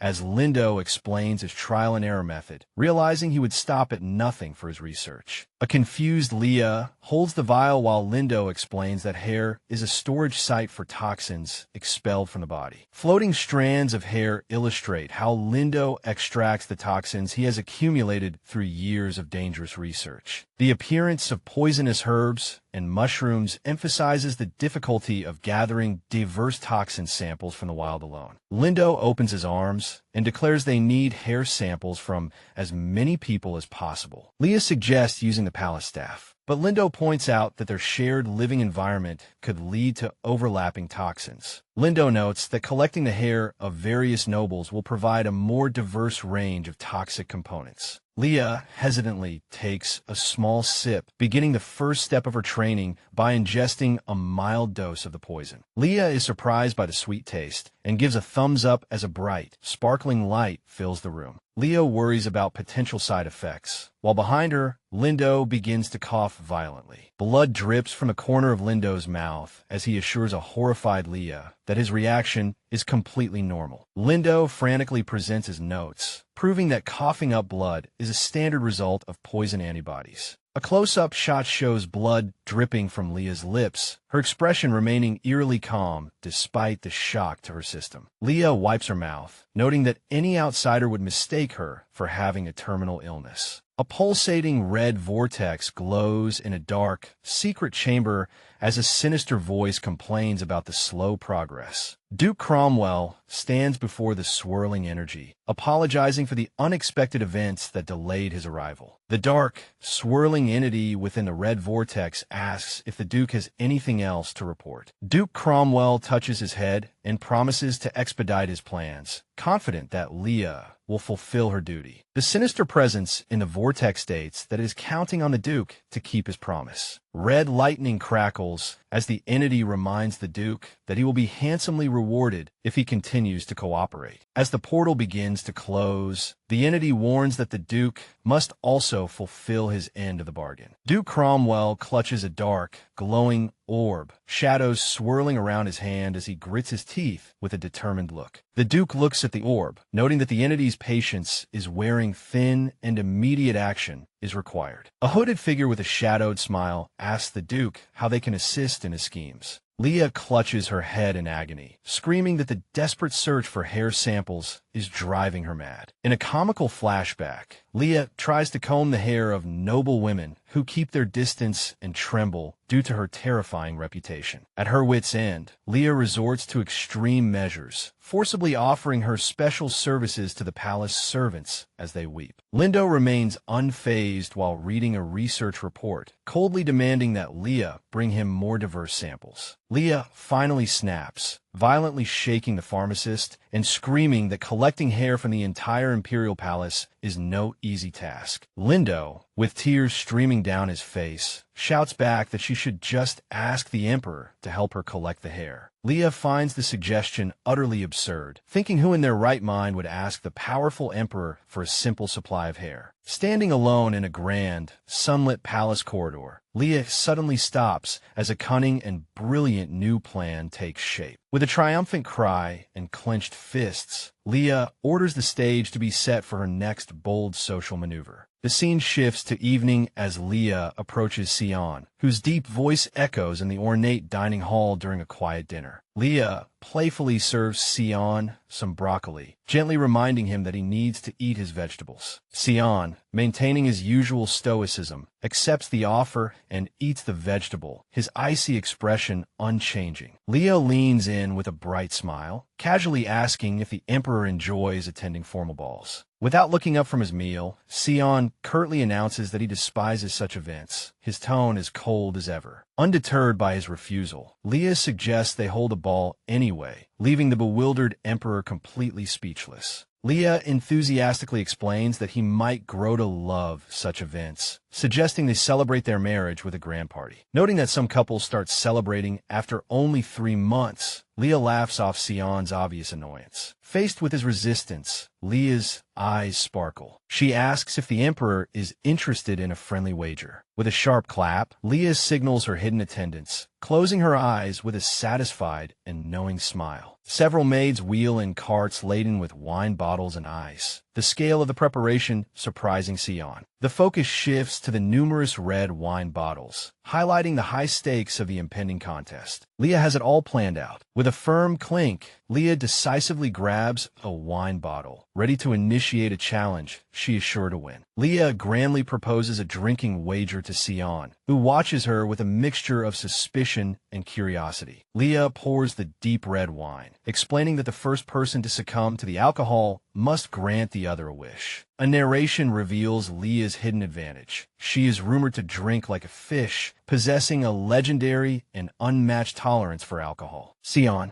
gazes back in silence, his expression unreadable as he assesses the Empress's strange and sudden challenge. Looking at his stoic face, Leah mistakes the Emperor's silence for panic over his lack of confidence in his drinking ability. Leah provokes him further, taking a sip of wine and asking if the Emperor is too scared to participate in this delicious wager. Spurred by her words, Sion begins to gulp down his drink rapidly, while surprised Leah warns him not to overdo it. Leah smirks to herself, sensing victory is within her grasp, certain that the trap she has laid for the Emperor has worked perfectly. Leah pours more wine, vowing to end the battle within 3 hours, all for the sake of collecting hair samples. In a stunning reversal, a flushed Leah slumps over the table, slurring that she is definitely not drunk. Sion, still composed and completely unaffected, swirls his wine glass and asks why they should continue the wager. Leah looks at him with hazy eyes, realizing with horror that Sion is a bottomless pit with a liver of steel. A drunken Leah grabs Sion's arm, giggling and insisting that he must be feeling sleepy by now. As the room blurs and everything begins to spin, Leah finally admits to herself that she feels dizzy. Leah clutches Sion's ornate vest, muttering incoherent nonsense as her consciousness begins to slip into a drunken haze. Leah struggles to keep her eyes open, telling herself she can't give up even as her vision becomes completely blurry. Leah leans heavily against Sion, slurring that they're only 5 glasses away, while the Emperor watches her with a look of growing exasperation. Leah's hand rests limply on the table as she whispers that this isn't fair, her grand plan ending in failure. A blushing Leah clings to the Emperor, shouting for him to keep going, her inhibitions completely gone under the influence of alcohol. Leah leans close to Sion's ear, whispering that he knows full well what happens when they are together at night. Sion's eyes widen in surprise as Leah continues her scandalous ramblings, mentioning their private time together in bed. With a sharp sound, Sion frantically covers Leah's mouth, his face beginning to burn from her unintentional teasing. Sion grabs her face to steady her, ordering her to stop talking, while Leah still tries to continue her embarrassing drunken speech. Sion's face turns bright red as Leah casually mentions watching him sleep in his bed every night. Sion stares at her with his intense golden eyes, his composure completely shattered by the Empress's unexpected and public admission. The scene shifts to a bright morning sky with birds chirping, a peaceful atmosphere returning to the Imperial Palace grounds. Leah wakes up in bed, clutching the sheets in horror as humiliating memories of the previous night flood her mind. A flashback from the previous night shows a flustered Sion uncorking a bottle, while Leah provocatively asks if he's happy now. In a comical chibi style, Sion tells Leah to go to sleep, while she huffs in annoyance at being ignored. Sion gently strokes Leah's face, noticing her lips are stained red from the copious amount of wine. A blushing Leah clutches a wine bottle, questioning why the Emperor insists on addressing her with the pronoun you. Leah grabs Sion's arm with a silly giggle, playfully demanding that he start calling her by her real name. Leah leans in with a bright smile, affectionately suggesting she should also call him Sion in return. Caught off guard, Sion breaks into a nervous sweat as Leah calls out his name so casually. Sion frantically chugs his wine, telling Leah to stop talking nonsense, while she is already passed out on the table. Leah remains slumped over the table, her hands clenched into fists as her consciousness fades into an alcoholic haze. A series of chibi flashbacks shows Leah relentlessly pestering a crying Sion, begging him to hold a grand ball. In a blurry memory, Leah's hands are tightly gripping Sion's clothes as an idea begins to form in her mind. Leah desperately throws her arms around Sion's neck, pouting and using pretty please to get him to agree. Back in the present, a still-frame memory of her clinging to the Emperor makes Leah wonder what exactly happened. A giant rewind symbol appears over the blurry memory as Leah frantically tries to retrace her drunken actions. Leah clutches her head and screams in agony, the morning light illuminating her frantic state in a blue dress. A jagged thought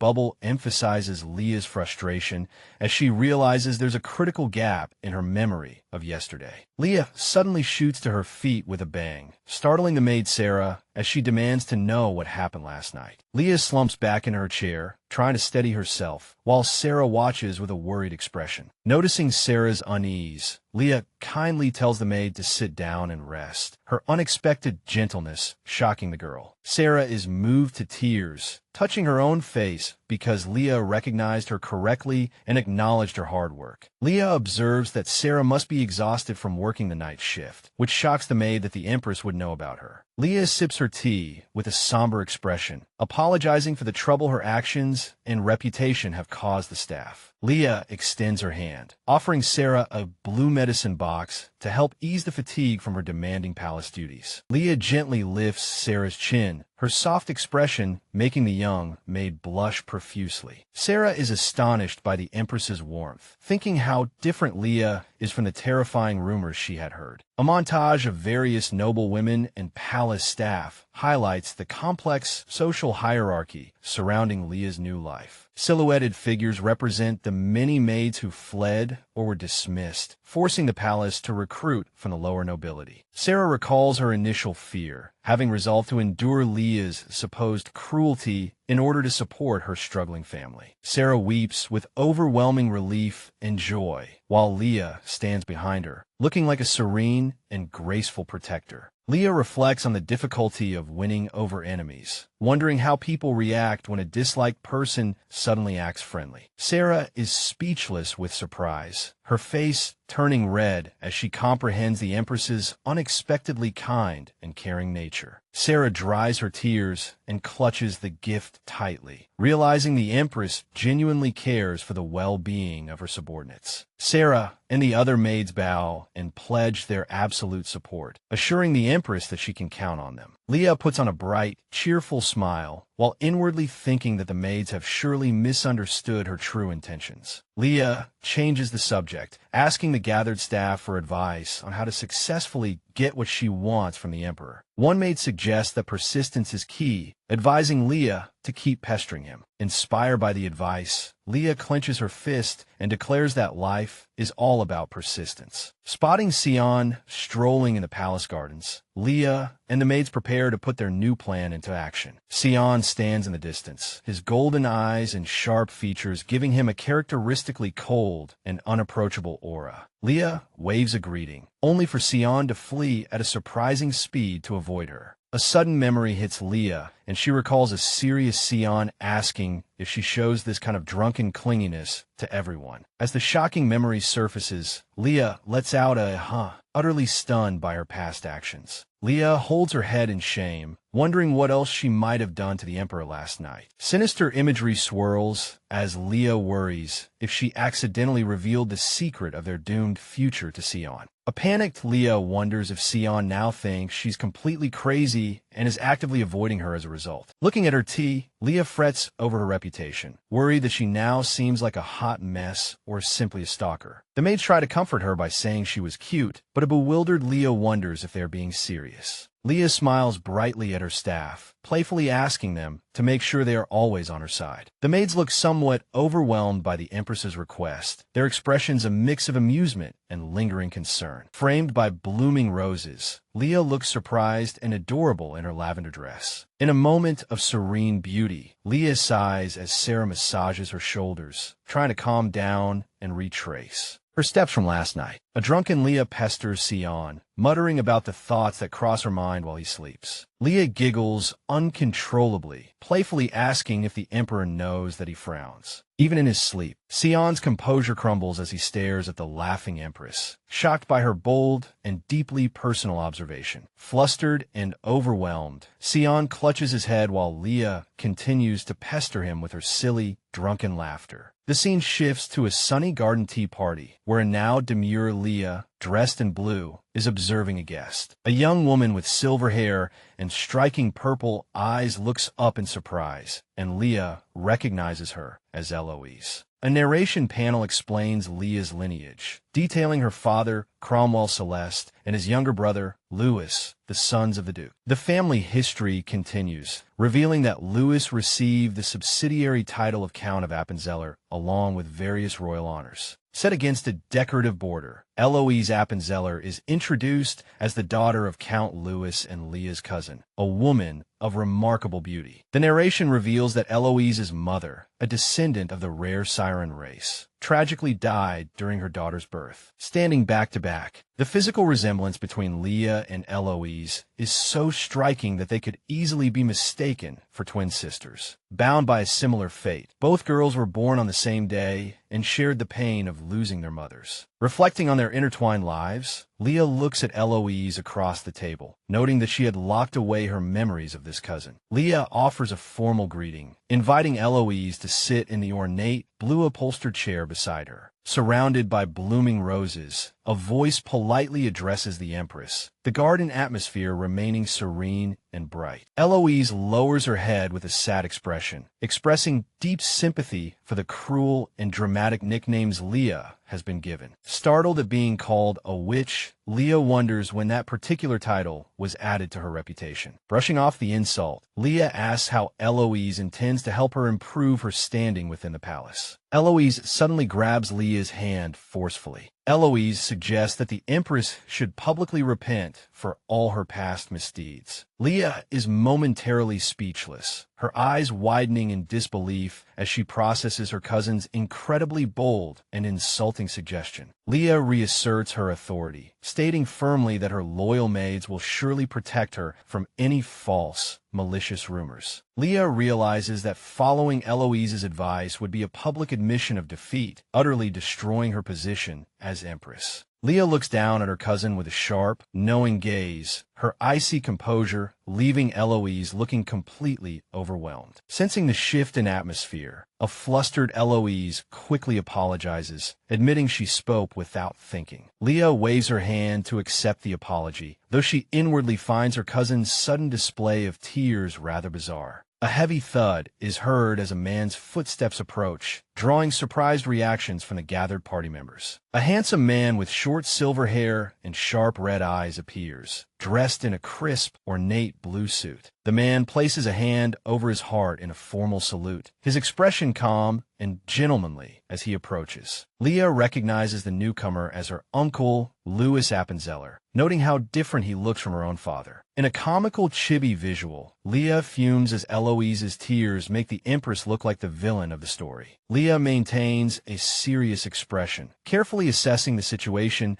as the social pressure of the gathering continues to mount. Louis speaks in a humble tone, asking for Leah's understanding despite the inappropriate conversation that just occurred. With a soft, gentle expression, Louis apologizes for adding to the burden of Leah's already damaged reputation. Leah sips her tea suspiciously, questioning why the Duke's younger brother would be so unexpectedly gentle unless he has an ulterior motive. Leah offers a polite but cold smile, telling her uncle to simply focus on his own affairs instead of hers. Louis remains silent, his red eyes fixed on the Empress as he processes her blunt and decisive rejection of his interference. Louis bids her a final farewell, preparing to leave the palace grounds while the sun is still bright. Leah watches the pair depart from a distance, her long white hair fluttering in the afternoon breeze. As they walk away, Louis wears a gentle smile, while a worried-looking Eloise clutches his arm. Leah stands tall in her blue dress, her expression unreadable as she reflects on the strange encounter with her visiting relatives. Turning her thoughts back to the Emperor, a chibi Sion with Black Panther ears appears in her mind's eye. Leah closes her eyes and takes a deep breath, steeling her resolve for the next part of her grand plan.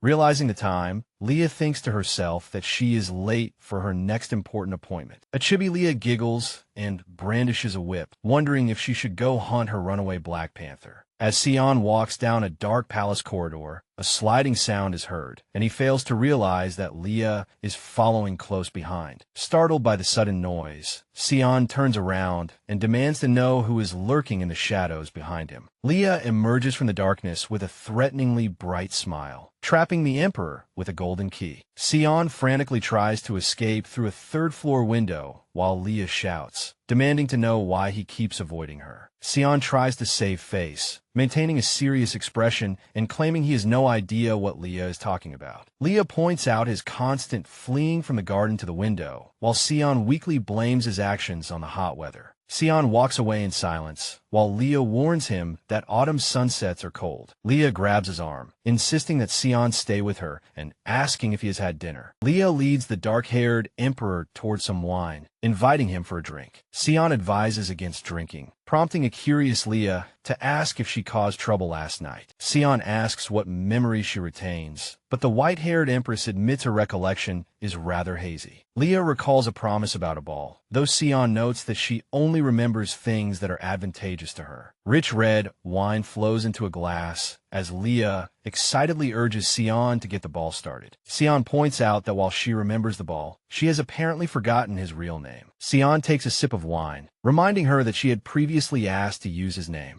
Leah puts on a bright, cheerful expression as she processes the Emperor's reminder of their intimate conversation. Sion leans in close, noting how casually she used his name yesterday compared to her current hesitation. Bathed in soft light, Leah finally addresses the Emperor as Sion with a gentle, knowing smile. Sion's sudden proximity startles Leah as he demands to understand the reason behind her recent behavior. Reflecting on his life since childhood, Sion clutches his glass, the weight of the past lingering. A piercing "ah" scream echoes through a dark, twisted landscape of painful memories. Blood stains the floor as a desperate "why" rings out, marking a dark turning point in the past. Accusations swirl in the darkness, questioning the Emperor's actions amidst a tragic scene of bloody violence. Leah watches Sion with concern, sensing the heavy emotions churning behind his usually cold, golden eyes. The scene shifts to a grand palace hall, recalling the last ball held during Sion's coronation. Leah leans towards Sion, gently encouraging him to share his story so she might be able to help. Sion reminds her that the events of his coronation were public, assuming she must have witnessed them. A chibi Leah giggles shyly, admitting she was too drunk that night to remember anything. Sion takes away the wine glass, telling the Empress she should prioritize her own health over his. Leah watches the Emperor intensely, determined to make him remember her request for further intimacy. In a moment of drunken sincerity, Leah promises to eat her broccoli, leaving Sion utterly speechless. Regaining her elegant self, Leah notices Sion's growing discomfort and asks what's wrong. Wine splashes into a glass, a repeated action during their tense and quiet conversation. Sion contemplates the forbidden emotional burdens for an emperor, such as joy and sorrow. A narration panel warns that an emotional ruler is dangerous, destined to lead the empire to ruin. Sion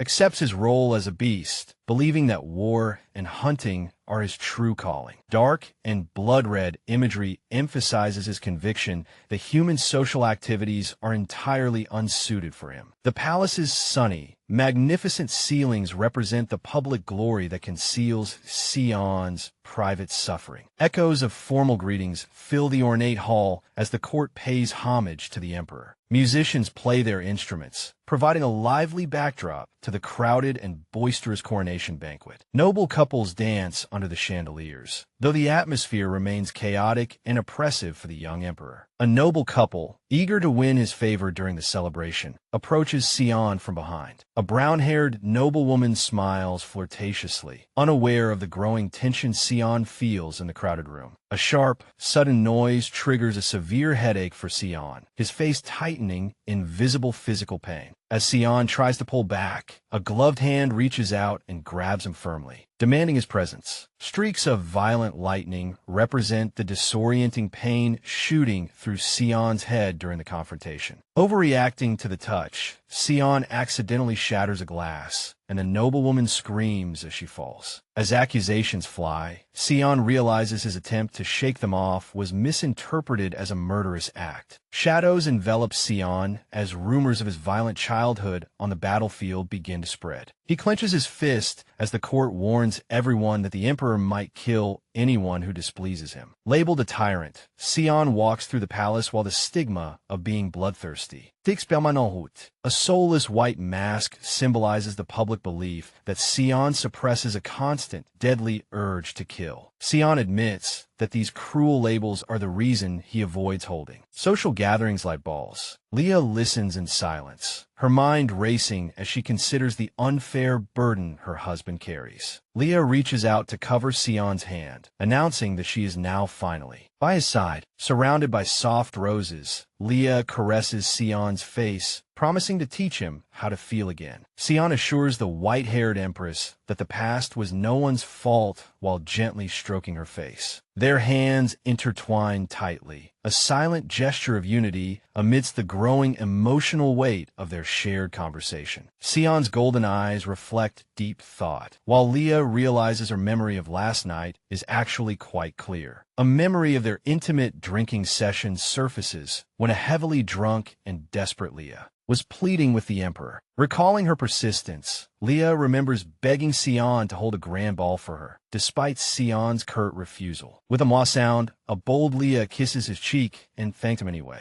The hazy memory lingered on the moment their faces were close, highlighting Leah's unexpected and bold actions that night. Sion recalled his shock as Leah collapsed onto him, her sudden display of intimacy completely flustering him. The drunken Empress brandished a wine bottle, threatening to keep him awake forever unless he granted her request. Sion stared at Leah, his golden eyes narrowing slightly as the chaotic yet heart-pounding memory replayed in his mind. In a comical flashback, Leah, with a pink ribbon in her hair, planted a kiss on the astonished Emperor's lips. Sion recalled his confusion, wondering if Leah was this reckless with everyone or only with him, or if it was exclusive to him. Surrounded by flowers, Leah had once laughed with pure abandon, a scene Sion couldn't forget. Back in the present, Leah softly called Sion's name, but the Emperor remained silent, processing their past encounters. Suddenly, Sion shot up to leave, prompting a surprised Leah to ask if he was going. Sion walked away with heavy steps, running a frustrated hand through his hair, struggling to maintain his composure before leaving. Sion curtly suggested Leah change her heavy drinking habits, leaving her slumped alone on the sofa. Late that night, the royal couple lay side by side on the ornate bed, a heavy silence hanging between them. Leah leaned closer to her husband, her silver hair spilling onto the sheets as she tried to talk to him. Sion looked at her coldly, questioning if she had truly forgotten the kiss or if such things simply didn't matter to her. Panicked and confused, Leah thought about her recent insomnia, wondering if it was time to adopt a new strategy. Suddenly, Leah had a realization, her violet eyes widening as she decided to try a more deliberate approach tonight. Noticing Sion's restlessness, Leah asked if he was having trouble sleeping, and he admitted to feeling a bit unsettled. Leah gently cupped Sion's face in a tender, intimate gesture, moving her body closer to the Emperor. In a cute, chibi-style scene, Leah cheerfully offered to brush Sion's hair to help him relax and fall asleep. Though sweet on the surface, Leah was secretly planning to use the brushing session to collect a sample for her antidote. Sion sat up, and Leah began to run a silverback comb through his dark hair. Leah chuckled slyly, pointing out that Sion's intense focus on their conversation might be why he couldn't rest. Sion stared at her intently, claiming her constant chatter would force him to stare at her lips all night. Leah proposed a deal, promising to show him something new if he allowed her to attend the upcoming ball. When Sion finally agreed, Leah was ecstatic, knowing his royal promise could not be broken. Humming a cheerful tune, Leah had Sion turn around so she could carefully brush the back of his head. Leah recalled Sion's tragic past, relieved that her drunken antics hadn't caused any major problems. An evilly glowing Leah gloated over her success, having finally obtained the Emperor's hair for her secret research. Thinking of Sion's hardships, a scene showed the Emperor standing before a burning landscape, highlighting his painful history. Leah continued her gentle motions, explaining that she had brought this new comb especially for Sion. Sion flinched as Leah's fingers brushed against his neck, her words emphasizing that this special care was for him alone. To break the silence, Leah asked the Emperor to tell a story to pass the time while she brushed his hair. Leah described the nostalgic feeling of winter, capturing the fleeting moment when autumn begins its cold transition. Sitting on the bed, Leah confessed that this changing of seasons was her favorite time of year. 2 weeks later, a weary sigh escaped Leah as she brushed Sion's hair, exhausted from the heavy banquet preparations. A blond man handed Leah a long guest list, praising her hard work and the distinguished crowd that would be attending. Thinking of Duke Cromwell, Leah noted that the diverse crowd would provide better antidote samples for her project. Looking elegant in a yellow dress with a high ponytail, Leah was relieved that Duke Cromwell would not be attending. Leah firmly set the scroll down, determined to focus all her energy on creating the life-saving antidote. Leah turned to the blonde man, Lindo, asking if everything she requested was ready. When Lindo confirmed the final preparations were complete, Leah cheered. As the banquet began, the palace was bathed in a golden glow, celebrating the eternal glory of Bermudez. Distinguished guests gathered in the grand hall, enjoying wine and conversation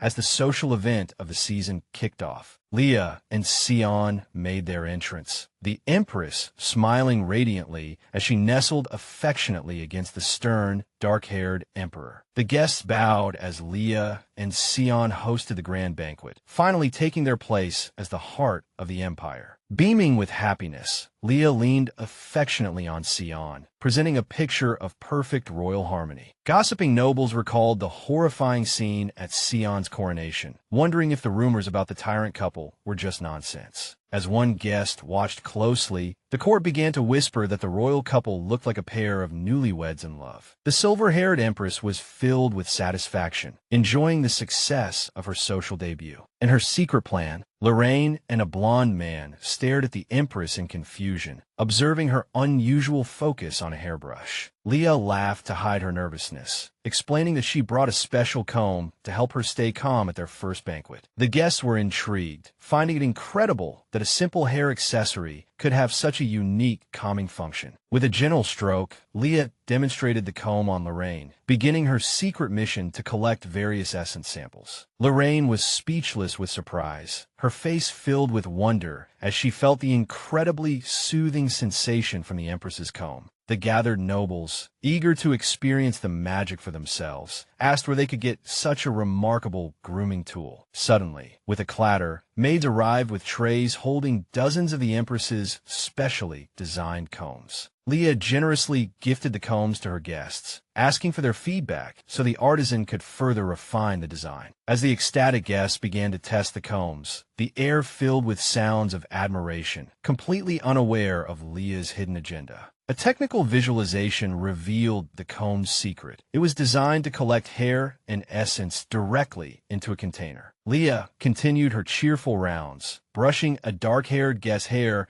as her secret project gathered more crucial data for research. Leah considered it a perfect win-win situation, ready to use the collected essence to improve the antidote for Sion. Just as Leah was celebrating her success, a gloomy aura enveloped Sion as he watched her from the throne. In silent frustration, Sion's gloved hand gripped the throne so tightly it made a sharp cracking sound, his jealousy and anger reaching a boiling point. Later, Lindo presented a box of newly formulated antidote, confirming the collection at the ball was a great success. The box contained 12 vials of the antidote with strict instructions to take only one per day due to its toxicity. Leah was overjoyed, feeling all the exhausting social labor at the ball was worth it for this life-saving result. Recalling her efforts with the guests, Leah let out a small cheer for her successful mission. As time passed, Leah wondered why Sion hadn't returned so late, noticing the growing silence in her private chambers. The memory of Sion's abrupt departure from the ball lingered, making her wonder if something was truly wrong between them. With a loud bang, Leah burst into the room, urgently asking Lorraine where the Emperor had gone tonight. Lorraine nervously informed the Empress that Sion was out practicing his swordsmanship, even at this late hour. Sensing something was amiss, Leah decided she had to find her husband before the night's tension escalated further. At the training grounds, a guard blocked Leah's path, stating His Majesty had strictly forbidden anyone from entering. The guard clarified the heartbreaking order. The Empress, especially, was forbidden from seeing him, leaving Leah shocked and hurt. Deeply confused by Sion's sudden coldness, Leah wondered why he was acting so strangely after the progress they had recently made. Inside the training grounds, Sion was training intensely, his golden eyes flashing as he panted with exhaustion. In Sion's mind were images of Leah cheerfully brushing every guest's hair at the banquet. He felt a pang of betrayal, remembering Leah's promise that the hair brushing was a special act reserved only for him. With a furious strike, Sion destroyed a training dummy, convinced Leah's affection was nothing but empty flattery. Standing amidst the wreckage of the training hall, the Emperor let out a weary breath, his heart filled with unspeakable resentment. Dark and heavy text emphasized the depth of Sion's inner turmoil and the frustration churning within him tonight. With a final crack, Sion struggled with his feelings, finding that his complicated emotions for Leah were driving him mad. Leah stood alone in the cold night, processing the shock of being forbidden from seeing her husband. Lorraine approached with concern, urging the Empress to go back inside,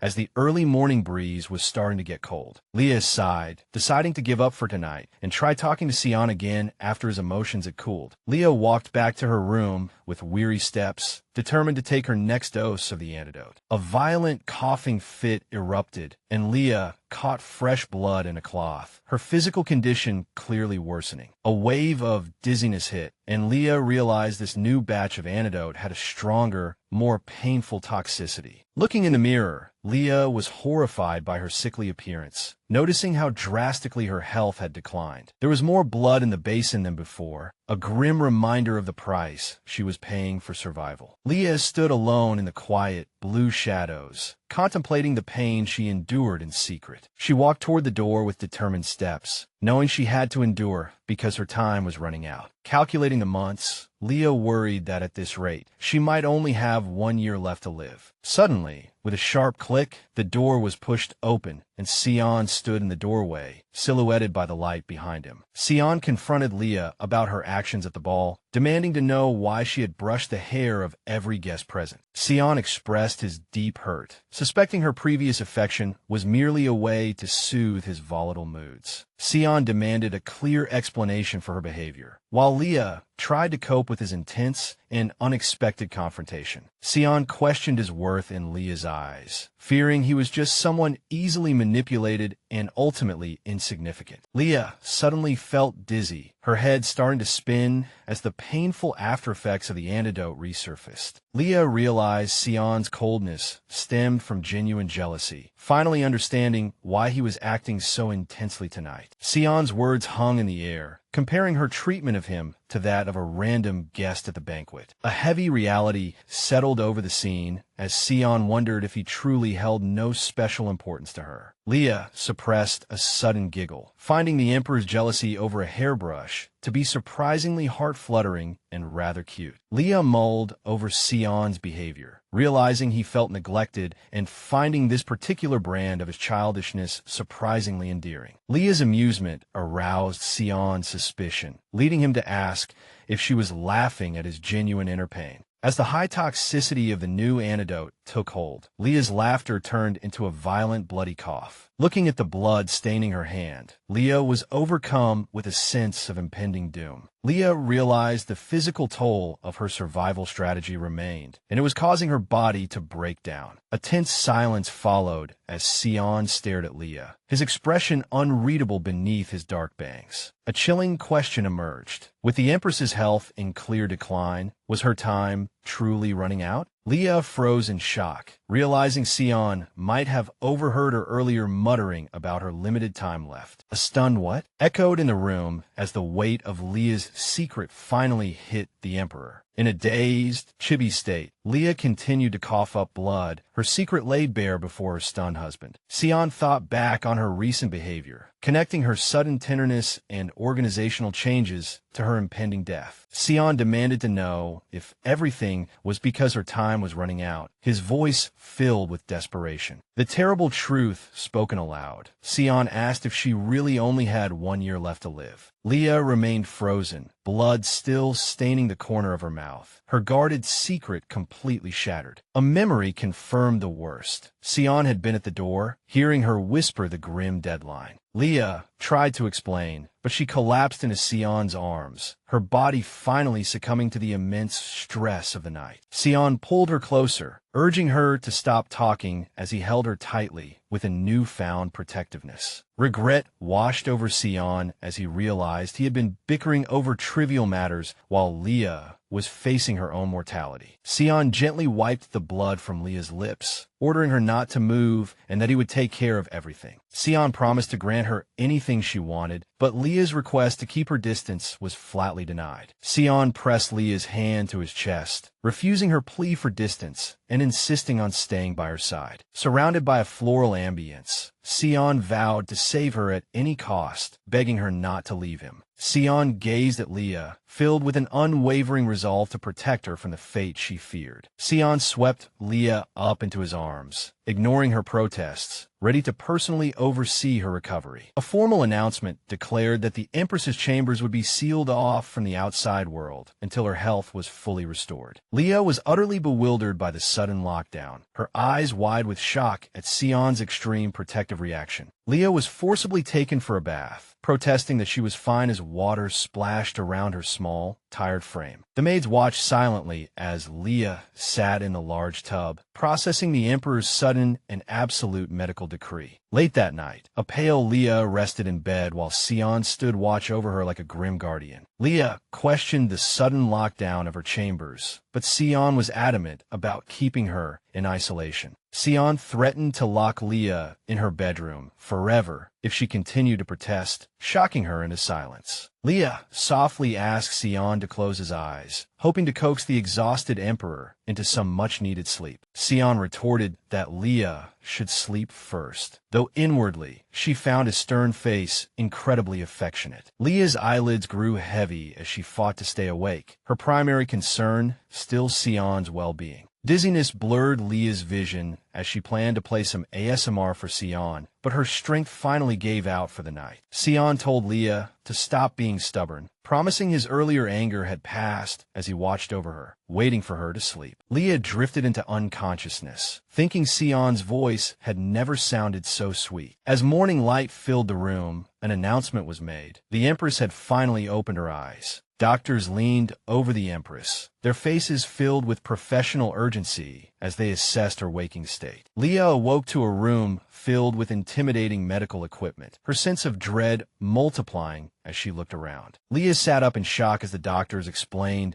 they were forbidden from leaving until she had made a full recovery. Two doctors in white coats exchanged worried glances, noting the patient's difficulty in perceiving early symptoms. A doctor with glasses examined Leah closely while she felt overwhelmed by the sudden and intense medical attention. Leah screamed internally, insisting she wasn't in any pain and wondering what on earth was happening. Golden autumn leaves transitioned the scene, marking that 2 full weeks had passed since her confinement. Lying in bed, Leah complained to Lorraine that her body would soon merge with the mattress from lack of movement. Lorraine shrugged, telling the Empress to simply think of this time as a way to take care of her health. Leah recalled how her maids and guards wouldn't even let her walk, insisting on carrying her everywhere like a child. Leah listed the array of luxuries and rare medicines Sion had provided, admitting she could ask for nothing more. A frustrated Leah asked Lorraine why she was being treated like an invalid despite her constant claims of being perfectly healthy. Leah wondered if Sion's overprotective behavior stemmed from the trauma of seeing her cough up blood right in front of him. Leah covered her face, thinking how exhausting it was to be treated like a terminally ill patient every day. Visions of fire and war suggested Sion's long military career might have made him unusually sensitive to the sight of blood. Lorraine urged Leah to drink her medicine so she could take the antidote in optimal condition. The doctors arrived at the door for yet another checkup, causing Leah to groan as it was already the 5th one today. Lorraine left after encouraging her to take it easy, leading Leah to throw a pillow in frustration with a loud thud. The doctors swarmed the bed in a panic, asking if Leah felt short of breath after taking just one step. As night fell, Leah looked toward Sion, softly calling his name as he continued his role as the grim guardian in the room. Leah asked Sion why he stayed up all night watching her sleep, wondering why he refused to make even the slightest sound. Sion was resolute, stating he wouldn't sleep until a diagnosis was found and she was confirmed to be fully recovered. As Sion wondered why the illness remained a mystery, Leah thought to herself that there was no illness to begin with. Sion pulled Leah into a tight embrace, expressing his deep fear of what might happen to her if he looked away. Caught off guard by his sudden vulnerability, Leah blushed furiously as the Emperor held her with a protective, desperate intensity. Leah warned Sion that he would get a headache from lack of sleep, but he stubbornly insisted he was sleeping just fine. Knowing he was lying, Leah's heart fluttered when Sion admitted he couldn't sleep at all without her by his side. Sion pulled Leah closer to him under the covers, the atmosphere softening as they prepared to rest together for the night. Leah was stunned into silence as Sion ordered her to sleep, blinking in the quiet blue shadows. Pressed tightly against her husband's chest, Leah felt awkward and flustered, struggling to find a comfortable position. Leah noticed how hot Sion's hand felt and wondered why the blanket felt so thin during this close encounter. The couple lay in absolute silence under the heavy duvet, unspoken emotions filling the dark room. Leah peeked out from the covers, whispering to ask if Sion had finally fallen asleep. Staring at Sion's closed eyes, Leah wondered if he had actually been able to sleep recently without her usual ASMR. Resigning herself to the situation, Leah decided to sleep as well, accepting her long-term confinement with a quiet, weary sigh. During a tea party, Leah suddenly spat out her drink in shock, clearly startled by a guest's words. The silver-haired woman asked if Leah was all right, while Leah was still reeling from the news she had just heard. The guest leaned in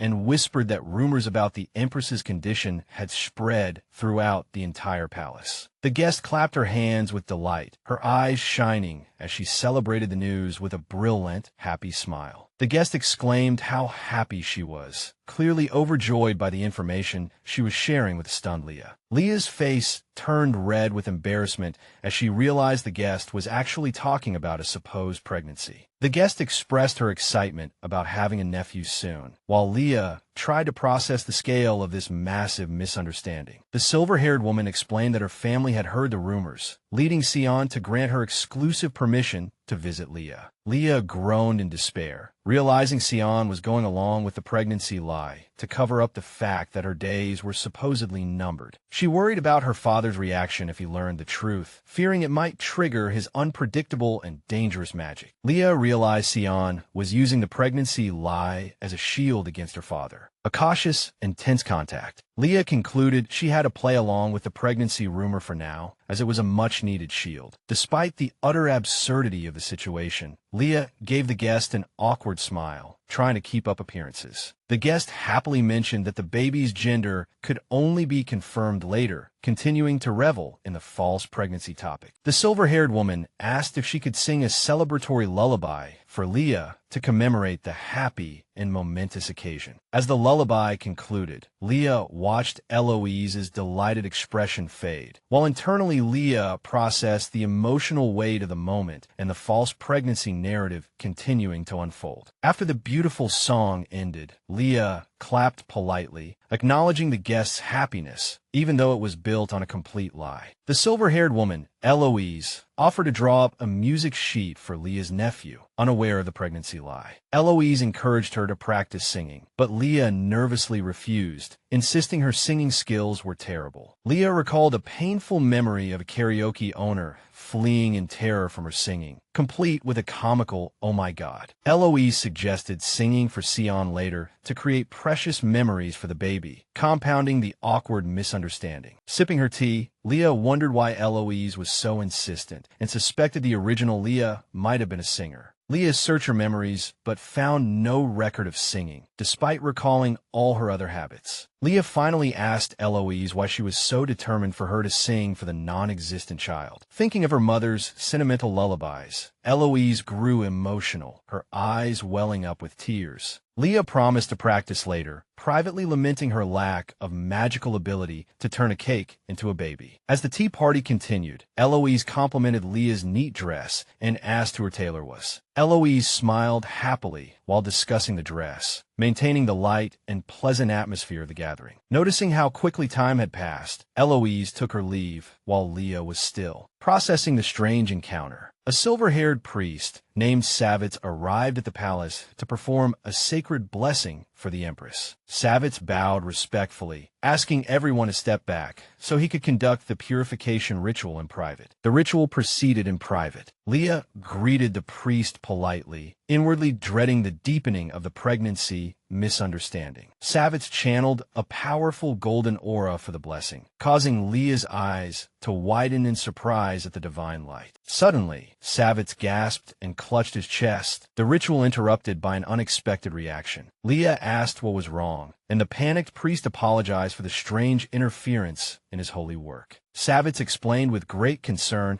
that the blessing was mysteriously bouncing off the Empress's soul. Leah's gaze sharpened, suspecting the Duke's residual magic might be interfering with the priest's blessing. Recalling that her own baptism was normal, Leah wondered what else could cause such a bizarre soul-level rejection. Leah asked if alchemy or magic could be the cause, which made the priest show visible fear and shock. A terrified Savitz warned her that alchemy was forbidden due to a cruel prophecy from 26 years ago. A dark vision depicted Sion's back cracking open, representing the prophecy that emotions would lead to the empire's ruin. A silhouette of the previous emperor illustrated his extreme fear of the prophecy leaking to the public. Leah worried that without understanding these forbidden magical secrets, she would never uncover the truth of her condition. Leah feared that rumors of a problem with her soul would further damage her already fragile reputation at court. Leah contemplated the difficult situation while Savitz broke out in a nervous sweat. Savitz imagined Sion with a cold sword in hand, terrified of incurring the Emperor's wrath if the blessing was deemed a failure. Trembling, the priest recalled how alchemists were executed and their books burned to seal away the prophecy. Savitz revealed that, by a stroke of luck, one book on alchemical theory was still hidden in the royal library. Leah suggested reading it to find answers, but the priest was horrified by the thought. A dripping, spiked mace symbolized cruelty, and a bloodstained book illustrated the violent history and the high price paid. Leah told the priest that keeping their secret was better than facing the Emperor's legendary wrath. Eager to succeed, Savitz clasped his hands together, vowing to try harder to channel the divine blessing. Leah remained skeptical, doubting any further attempts would work after the Emperor's had already failed. Leah's hand brushed over the lullaby's sheet music, and a risky plan to deal with the priest suddenly formed in her mind. She decided to sing the lullaby to Savitz, hoping to put him to sleep so she could slip away. Leah doubted if her singing would actually work on a grown man who wasn't a newborn baby. As Leah began to sing, she was pleasantly surprised to find she wasn't actually tone deaf. A heavy thud echoed in the room as the priest suddenly fell face first onto the floor. Leah jumped up in shock, calling out to the priest as she stared at his motionless body. To her absolute bewilderment, she found Savitz had fallen into a deep slumber. Leah stared at the sleeping priest, unable to believe her lullaby had taken such an immediate effect. The priest snored softly on the floor, while Leah stood over him, processing the immense power contained within her voice. Looking utterly perplexed, Leah muttered to herself, wondering what could have possibly happened to cause such a bizarre reaction. Leah recalled how soundly Sion had slept, realizing she might possess a supernatural gift for putting people to sleep. Seizing the opportunity, Leah decided to make a quick trip to the royal archives while the priest was unconscious. Thankful for the perfect timing, Leah was determined to find the alchemy book while no one could stop her. Leah fled the scene, leaving the priest alone to enjoy his magically induced sleep. She thought mischievously of the sleeping priest, hoping he would remain unconscious for a while longer. The silver-haired Empress peeked from behind a corner, spotting a maid and a guard patrolling the grand hall. Leah moved stealthily, successfully slipping past the guard as he turned away. Dashing into the library, Leah immediately shushed the startled librarian to conceal her presence. When the librarian offered to help, Leah flatly refused, insisting on browsing the shelves entirely on her own. Despite the librarian's persistence, Leah remained firm about her privacy, eager to begin her secret search. With a quick wave, Leah disappeared into the maze-like shelves, leaving the bewildered librarian standing alone. The sheer scale of the sunlit, magnificent library took Leah's breath away as she marveled at the endless shelves. Overwhelmed by the mountains of books, Leah wondered how she would ever find the hidden tome of alchemy. With renewed determination, she began to check the most inconspicuous corners of the room, places that might hide forbidden knowledge. Leah skimmed through various historical documents, quickly dismissing a book on the origins of ancient races. Frustration grew as she tossed aside a dry book detailing the history of imperial tax reform. Leah narrowed her eyes, scanning the shelves, desperately searching for any sign of the legendary alchemy book. Surrounded by stacks of literature, Leah paused to examine a book depicting a mystical hilly landscape. Dust filled the air, and Leah coughed, beginning to worry that the alchemy book might just be a myth. As time slipped by, a sense of panic washed over her as she realized her allotted time in the library was nearly up. Accepting defeat, Leah decided to call it a day, thinking she might have Lindo take over the search later. Unwilling to leave completely empty-handed, she decided to pick out a light novel for her personal amusement. Her hand reached for a bright red book whose title immediately piqued her curiosity. As she pulled out the book and opened it, Leah's face instantly flushed red, her eyes widening in shock at the explicit illustrations inside. Thinking it was an obscene book, her initial embarrassment quickly turned into a mischievous desire to read on. Leah suddenly felt a sharp pain as she got a paper cut on her hand, and a drop of blood fell onto the page. Worried about damaging the tome, Leah hastily tried to wipe away the blood before it was noticed. Suddenly, a brilliant magical light burst forth from the open pages, causing the silver-haired Empress to recoil in surprise. To her astonishment, the book restored itself to its original state, looking brand new. Leah held the transformed red book, her confusion deepening as she felt the powerful magical energy within it. The book's true title revealed itself as a general theory of irrational things, shimmering with an ethereal golden light. The glowing text informed her that she had been granted access because she had no intention of misusing its knowledge. The tome welcomed her, urging her to master alchemy for the good of the world. A thrill of excitement washed over Leah as she realized she had finally found the forbidden knowledge she had been seeking. In a moment of pure and utter triumph, Leah held the magical book high above her head. The librarian and the guard reappeared, announcing that her time was up, startling the celebrating Leah. Clutching her prize, the Empress dashed for the exit, determined not to be intercepted by the staff. Leah shouted a comical threat, warning the staff that she would even throw the women into her new harem. The librarian and the guard were left completely speechless, stunned by the Empress's unexpected and bizarre ultimatum. After successfully escaping, Leah paused in a quiet room to check and confirm if her pursuers had truly given up. She sat down in a chair and read that the book required an oath from anyone seeking its secrets. Leah marveled at the book's clever disguise, realizing the red book had been a magical trap all along. She recalled the earlier accident, connecting the appearance of the magical light to her spilled blood. The Empress realized that her accidental paper cut was actually the key to unlocking the book's hidden power. Wondering if another drop of blood would activate the next layer, she prepared to test her theory again. As she interacted with the tome, a brilliant aura filled the room, signaling the start of a new ritual. The tome acknowledged her as its new master and formally asked what she wished to learn. Leah seized the opportunity, directly asking if the magical book possessed knowledge about an ancient curse. Leah described her painful symptoms to the tome, hoping to find a cure for her sudden respiratory pain.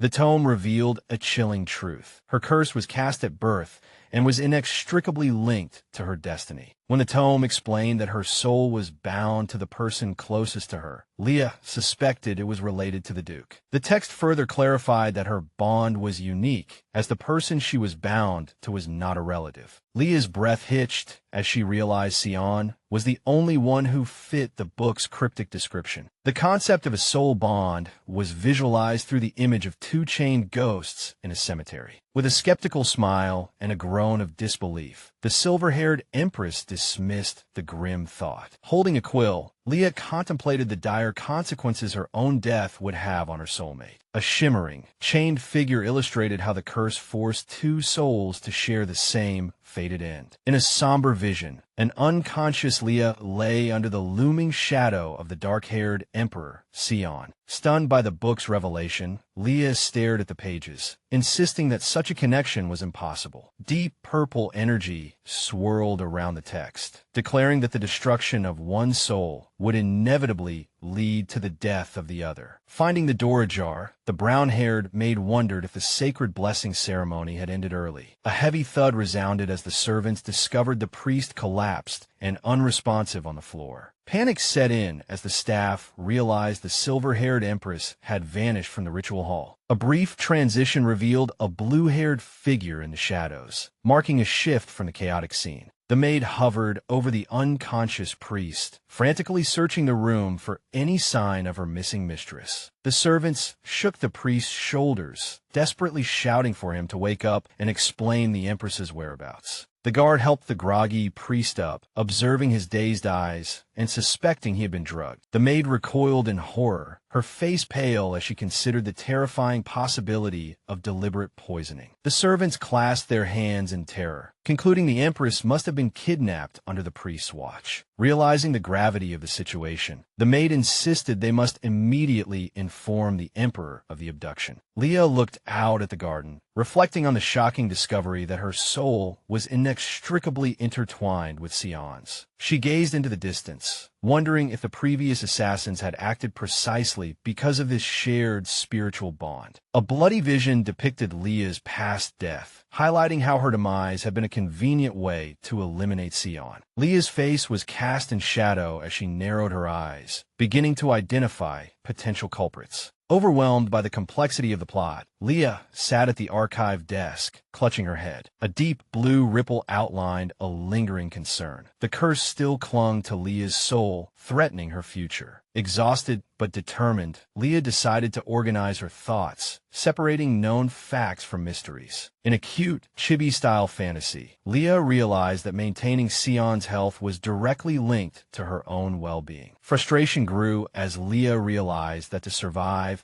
she might have to endure Sion's suffocating overprotectiveness. Shaking off her annoyance, Leah resolved to set aside her personal grievances and focus on the problem at hand. The magical text seemed to fade, and the pages became old and blank once more. Leah pricked her finger with a thorny green stem, watching a drop of blood fall to replenish the book's power. Writing with a quill, Leah asked the tome why the soul curse manifested as physical respiratory pain. The book's text confirmed the curse was permanent unless the soul was destroyed, which would be fatal for both. Leah sighed at the repetitive answer and decided to ask the tome how to merge souls instead. The quill scratched and blood dripped from her finger, echoing in the silent, dusty archive. A brilliant white silhouette was enveloped by an indigo infinity symbol shimmering with magical energy. Leah looked on in confusion at the book's cryptic instructions about deep emotions, physical presence, and bodily contact. To her sudden horror, the page dissolved into a block of pixels, hiding the final, crucial detail. A chibi Leah frantically shook the book, yelling in frustration for it to reveal the rest of its secrets. Looking at the broken thorn, Leah worried her attendant Lindo would scold her for damaging the herb stem. Leah glanced nervously at the sharp scissors on the desk, finding the metal tool too intimidating to use. Weighing her options, Leah considered biting her own finger to produce the blood needed to restore the book. A chill ran down Leah's spine as a large, dark silhouette suddenly loomed behind her. A strong hand shot out from the shadows, suddenly grabbing Leah's suspended wrist. Sion appeared with cold fury, gripping Leah tightly and demanding to know if she had lost her mind. The dark-haired emperor looked genuinely bewildered, explaining that after finding the collapsed priest, he had feared she'd been kidnapped. Sion looked down at her with a fierce expression, accusing her of hurting herself just to escape his watch. Trapped by the archive desk, Leah weakly argued that her actions had complex reasons. The atmosphere grew heavy as the Empress realized her attempt at secrecy had spiraled into a massive misunderstanding. Sion leaned closer, his face etched with suspicion, asking if she was just making more excuses. Sion grabbed Leah's shoulders, demanding to know why she would knock out a priest and run away just to read a book. Tears welled in Leah's eyes as she realized she couldn't reveal she was reading a forbidden book punishable by death. Sion stared at the book Leah was reading, genuinely impressed by the depth of its content. The tome was open to an explicit chapter titled The Endless Night of the Lady and the Night. Startled by Sion's proximity, Leah struggled wildly in his arms when she noticed the obscene book was still open. Sion offered to provide her with whatever she desired, but a mortified Leah frantically denied having such vulgar hobbies. With sweat on her brow, Leah insisted the book was a complete mistake and that she never intended to read it. Sion stared intently at her, wondering if her visible anxiety was actually a sign of her lingering anger toward him. The dark-haired emperor remained grave, his steady gaze searching Leah's face for the truth behind her unusual behavior. Leah blinked in confusion, her large purple eyes reflecting her complete bewilderment at the emperor's sudden shift in tone. Leah clutched his vest, asking if he was worried about her and offering to share his burdens. As she gripped the fine fabric of Sion's uniform, a faint smear of blood was left by her slender fingers. Leah held up her pricked finger, the small wound a testament to her secret interactions with the magical tome. A mental note suggested Sion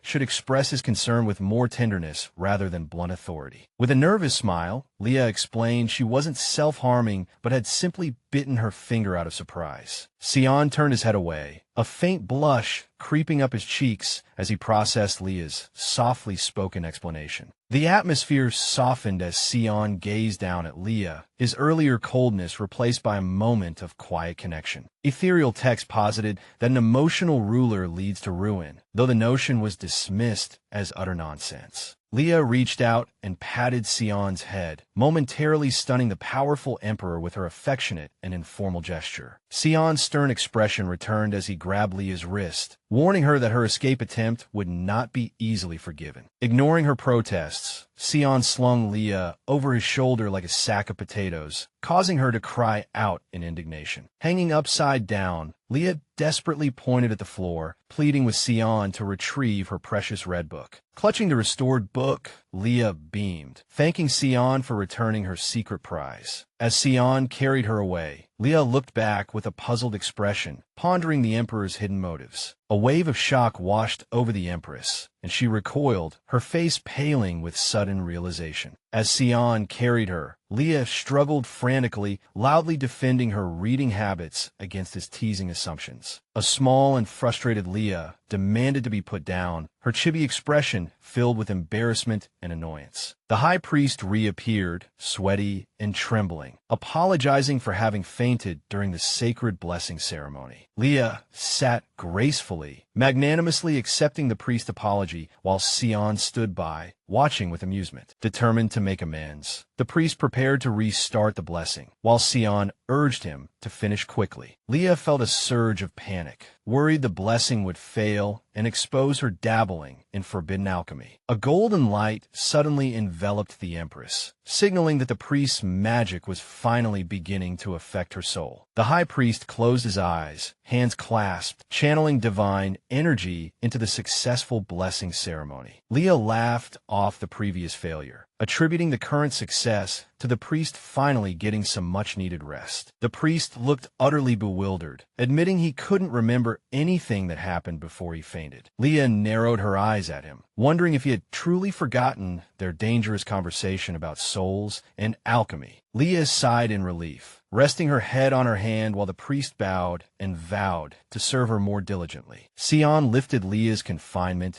but threatened to lock her up again if she continued to act recklessly. Pointing to her bandaged finger, Leah argued that, in the interest of fairness, Sion should also receive regular treatment. Sion was struck speechless by Leah's absurd logic, a ring of floating question marks appearing around his head to indicate his confusion. Leah pouted amidst a pile of cute bunnies, insisting that a secret illness might be hiding beneath Sion's healthy appearance. Leah shouted from her bed, demanding that Sion deal with the outrageous pregnancy rumors she had heard from her attendant, Eloise. Leah imagined herself being crushed by rocks that represented the many scandalous labels the public had placed on her. Sion dismissed her concerns as troublesome, leaving the Empress to worry alone about her crumbling reputation. Leah hid her magical book under her pillow, threatening to keep the Emperor from sleeping unless he helped her. Sion calmly endured her playful antics, stating flatly that he was keeping a close eye on her behavior. Leah asked Sion if he had seen her sheet music, which seemed to have disappeared from the room's desk. Leah felt a pang of guilt and sighed deeply, thinking about the loss of the potentially important documents. Sion gently tucked Leah in, advising her to forget about trivial matters and get some rest. Before falling asleep, Leah decided to send a gift to Eloise to smooth over the awkwardness caused by the rumors. Leah lay peacefully in bed, recalling the book's warning that her soul had not yet fully merged with Sion's. The blonde man contemplated the book's cryptic requirements for the soul ritual: deep emotions, physical presence, and contact. The narration suggested that the Emperor's strong emotions could affect the magical connection between their two souls. Leah looked up at Sion with a warm smile, and he gazed back at her with a much gentler expression. Leah noted that, in theory, maintaining their current lifestyle should prevent the residual soul sorcery from triggering physical pain again. She expressed hope that regular emotional exchanges with the Emperor would keep the curse's symptoms from reappearing in the future. Rin questioned why the high priest had lost his recent memories, suggesting the man might have truly forgotten everything when he fainted. A bead of sweat trickled down Leah's face as she nervously contemplated the potential risks of their secret magical activities. Leah reflected on how the tome only reacted to her blood, which significantly lowered the risk of exposure. Although the obscene red book was quite embarrassing, Leah was thankful it provided the perfect cover for her alchemy. A small, confused chibi Leah wondered if she had missed any crucial details in the recent string of chaos. Dark silhouettes conspired in the shadows, confident their secret was safe since their previous actions had not yet resulted in any deaths. A glass of rich, dark red liquid was filled as the conspirators worried about being punished if progress continued to stall. The mysterious figures warned that if the Empress failed, the Emperor's true, brutal nature would eventually lead to inevitable bloodshed. The scene shifted to a vibrant field filled with grand tents, signaling the arrival of a festive and high-stakes occasion. Leah appeared radiant and excited, her purple eyes sparkling with genuine joy as she soaked in the lively outdoor atmosphere. Banners fluttered above the encampment as the long-awaited hunting competition officially began in the bright morning light. Leah clung to the Emperor's uniform, having successfully convinced him that staying by Sion's side was the safest option for her. With a triumphant and slightly smug expression, Leah was pleased with herself for persuading the overprotective Emperor to let her join. Leah playfully asked Sion if he was happy she came, while the armored Emperor maintained his usual stern silence. Leah leaned affectionately against the Emperor's sturdy metal pauldron, playfully describing herself as a simple pacifist. The Emperor asked if she had checked the list of competitors, and Leah gave a quick and slightly nervous affirmative. Inwardly, Leah admitted that she had been too distracted by her physical discomfort to properly check the identities of the competition's participants. A brown-haired man in a teal uniform approached the couple, greeting the royal pair and catching Leah off guard. The newcomer introduced himself as Cedric Sylvester, the handsome and well-dressed heir to a neighboring, powerful, and wealthy duchy. Sion noticed the sudden shift in Leah's mood, his voice taking on a distinct note of suspicion at her visible reaction. The narration revealed a shocking secret. Cedric had once been Leah's official fiancé, arranged before she was even born. Sion loomed possessively over Leah with a cold gaze, while she stared at her former fiancé in shock and disbelief. Leah was completely bewildered, her mind filled with question marks as she tried to process this sudden and awkward piece of her past. Leah stared at Cedric from behind the Emperor, struggling to connect the man before her with her long-forgotten betrothal. A spark of memory flashed in Leah's mind as she finally recalled the complex history between their two families. The reality of the betrothal, arranged while they were still in the womb, explained the deep and long-standing political ties between their noble houses. Cedric stood with elegant posture, exuding the air of a noble heir, his background defined by his family's immense wealth and maritime prestige. The shadow of history revealed that Leah's father had once tried to merge the two houses through a very lucrative strategic trade alliance. The planned union fell through when both noble families gave birth to children of the same gender, forcing a change of plans. Leah thought to herself that if this were the modern era, fetal technology could have easily avoided such a complex and socially awkward situation years ago. Childhood memories surfaced of the two playing together, complete with typical youthful squabbles about their future spousal roles. Leah put on a polite and cheerful front, greeting her childhood friend with a warm and friendly public demeanor. Cedric bowed respectfully with a hand over his heart, expressing his hope that Leah was doing well. The Emperor interjected in a sharp and defensive tone, declaring that he was perfectly capable of taking care of her. The two powerful men exchanged pleasantries, the air thick with tense laughter, before their official political negotiations were set to begin. Sion questioned Cedric's stamina, suddenly taunting the Duke about his ability to handle both the competition and his future leadership duties. Despite the Emperor's blatant provocation in front of Leah, Cedric maintained a calm and unfazed smile. Sion possessively pulled Leah to his side, using her need for care as an excuse to refuse further conversation with Cedric. Leah was upset and confused when the Emperor abruptly ended the meeting and led her away from her friend.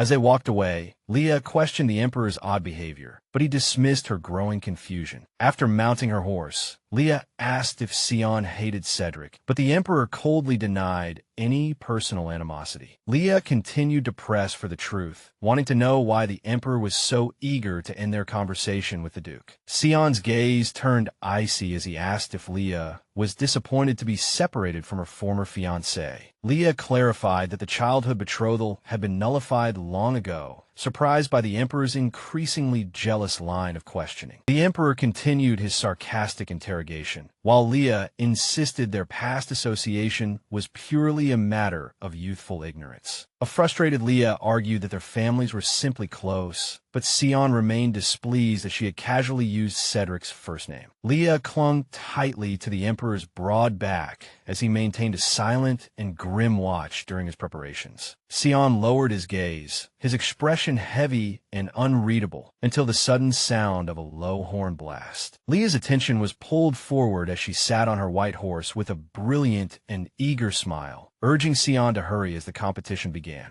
As Sion adjusted his longbow and quiver, Leah continued to cheer him on, while his expression remained one of cold focus. Entering a sun-drenched clearing, Leah looked around in wonder as the Emperor rode with her through the dense forest. Leah pouted and complained of a backache as she rode, earning a stern reminder from Sion that she should have stayed home. Sion turned and gave a short, firm command to the accompanying knights, who immediately and expertly acknowledged the order. Leah sat down in a chair to rest, waving Sion off and encouraging him to focus on the competition without her. Relaxing in the dappled sunlight, Leah found herself with the guards in teal uniforms as she recovered from her earlier discomfort. Leah gazed into the distance with a gentle and pensive expression, wondering how the Emperor was faring in the hunt. A guard politely offered to catch a rabbit to keep the Empress company, and Leah asked if he could do so without harming it. Leah happily reflected on her improved reputation, noting how naturally the palace staff interacted with her now, without their previous fear. The guard was suggesting a more interesting animal for her when a sharp horn blast suddenly echoed from the woods. Startled by the signal horn, Leah jumped up, wondering if Sion had already claimed the top prize. The tranquil forest atmosphere changed as a heavy, rhythmic thumping echoed through the dense greenery. A massive shadow beast suddenly burst through the foliage, plunging Leah and her guards into absolute terror. A giant black bull with blood-red eyes and sharp tusks roared at the small group, thick steam billowing from its nostrils. The royal guards immediately drew their long swords and stood in front of Leah, shouting for her to stay back for her safety. The beast charged with terrifying speed, and with a loud clang of metal, it easily knocked a guard's long sword into the air. The monster slammed a knight against a tree, and the remaining guards ordered a signal flare to be fired for the emergency. A bright yellow flare exploded in the sky above the treetops, announcing the critical situation to the entire hunting ground. Leah trembled in fear as she listened to a guard explain that the creature was a chimera, a combat weapon that had been banned a decade ago. The dark beast loomed over the survivors, its eyes burning with a primal, predatory hunger as it prepared for a final strike. Leah cringed as the chimera's massive body lunged directly toward her. As Leah braced for the end, the monster filled her vision. Suddenly, a spear pierced the monster's hide, and Leah cried out Sin's name, signaling the Emperor's timely and furious arrival. Sion stood over the defeated beast, holding the blood-soaked spear, his own arm wounded, his gaze filled with a deep and intense focus. Leah stared at her husband in stunned silence, her violet eyes filled with immense relief and lingering shock. Leah reached out to check on the Emperor, but Cedric rushed forward to warn her that the area was still dangerous. Cedric moved between them, issuing an urgent warning, claiming that Sion had completely lost his mind in a blind battle rage. Cedric pointed his sword at the Emperor, explaining that the moment the chimera was dealt with, Sion had turned on him. Leah struggled to process the accusation as Sion stood nearby, his face partially shrouded in a terrifying, dark, and murderous aura. Sin's eyes had turned a dull, cold red, radiating an overwhelming bloodlust, his attention fixed solely on the man before him. Fear washed over Leah as she called out to Scene, who seemed completely consumed by a dark, swirling energy. Cedric explained that the stimulus of blood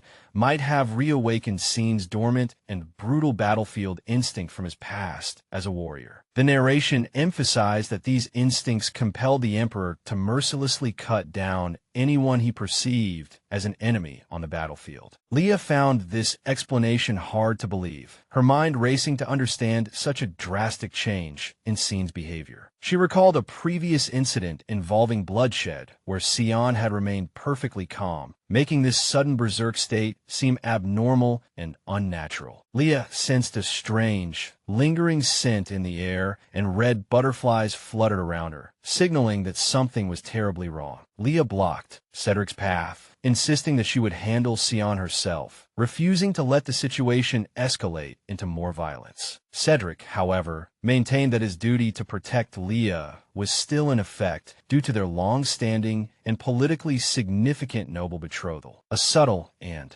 calculating smile played on Cedric's lips as he looked down at the determined Empress, hiding his true intentions. Cedric mentioned that Leah's attendant, Eloise, was getting married soon, using the news to distract the distraught and confused Empress. Leah was baffled, wondering why Cedric would bring up mundane wedding gossip in the middle of a deadly monster attack. Suddenly, an arrow whizzed through the air, grazing Leah's cheek with a sharp whoosh as she cried out in pain. Touching her bleeding cheek, Leah noticed a strange, paralyzing scent on the arrow that had nearly taken her life. Her eyes widened in sudden realization as the pieces of the dangerous alchemical puzzle began to fall into place. Leah identified the unique, paralyzing fragrance as algelamine, a special poison she had learned about in her forbidden studies. She mused that while the poison was mild, it was extremely difficult to detect and could be fatal if not treated immediately. Coughing from the effects of the toxin, Leah wondered who would dare use poisoned arrows in such a high-profile royal hunting competition. Blood dripped from the corner of Leah's mouth as a loud clang of metal rang out. Sion had suddenly lunged at Cedric, who barely managed to block the Emperor's strike. Leah realized that a strange and familiar scent of algelamine poison was clinging to Cedric, and her violet eyes filled with suspicion. Leah wondered why Cedric, who appeared calm and unscathed in the bright forest, carried the scent of the deadly toxin. Sion thrust his spear at Cedric, and the Duke barely parried the blow with a heavy clang of metal. Cedric grunted as he struggled against the Emperor's overwhelming strength, the force of the blow pushing him backward. Leah stared at Scene's shadowed face, letting out a sudden gasp as his heavy, ragged breaths filled the tense air. Leah concluded that someone had manipulated the Emperor into this mindless state, causing him to lose all self-control. Fury burned in Leah's eyes as she swore she would never forgive the person who had ruined all her efforts. Memories of the balanced diet and rest she had provided for him flashed through her mind, fueling her determination to stop the chaos before her. An idea struck Leah, and she frantically searched for a way to calm her rampaging husband's mind. She recalled a soul-binding method from the Red Book,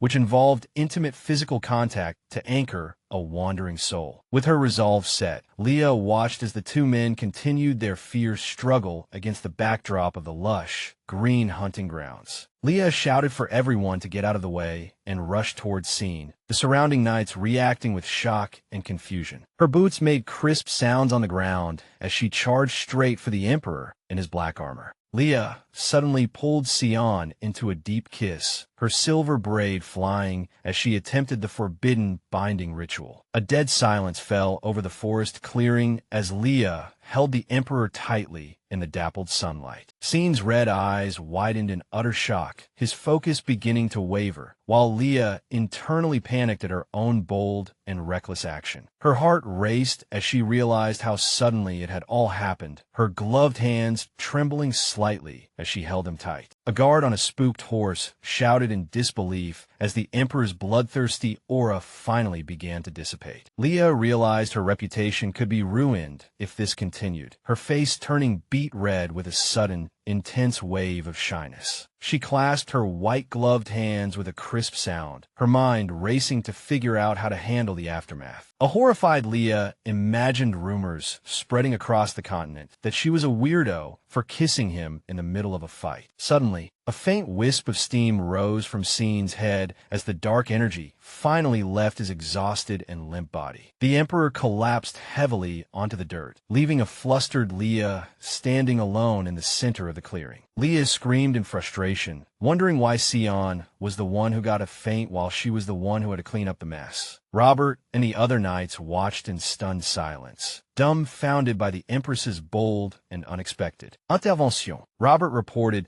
that the Emperor had only sustained minor injuries and had simply fainted from the extreme physical exertion. Leah forced a stiff smile, insisting she was fine, though her internal mental state was in complete shambles. Looking down at her sleeping husband, Leah was relieved that his rampage had stopped but remained troubled by its cause. Leah turned to Captain Robert, demanding to know all the details of what had happened during the hunt before her arrival. Flashback. Sion hunted intently in the forest with his bow, accompanied by the brown-haired crown Prince Sylvester. Flashback. During the terrifying monster raid, the massive, red-eyed black bull Chimera roared, menacing the knights. Flashback. The narration explained that Cedric was also caught in the chaotic aftermath of the battle, drawing his bow. Flashback. An arrow ricocheted off a tree, grazing Scene's arm and causing a sudden bleed. Robert explained that Scene's past war trauma made him extremely sensitive to the sight of his own blood. Leah stared at the shallow wound on Scene's arm and narrowed her eyes, noticing a contradiction in the story. Flashback.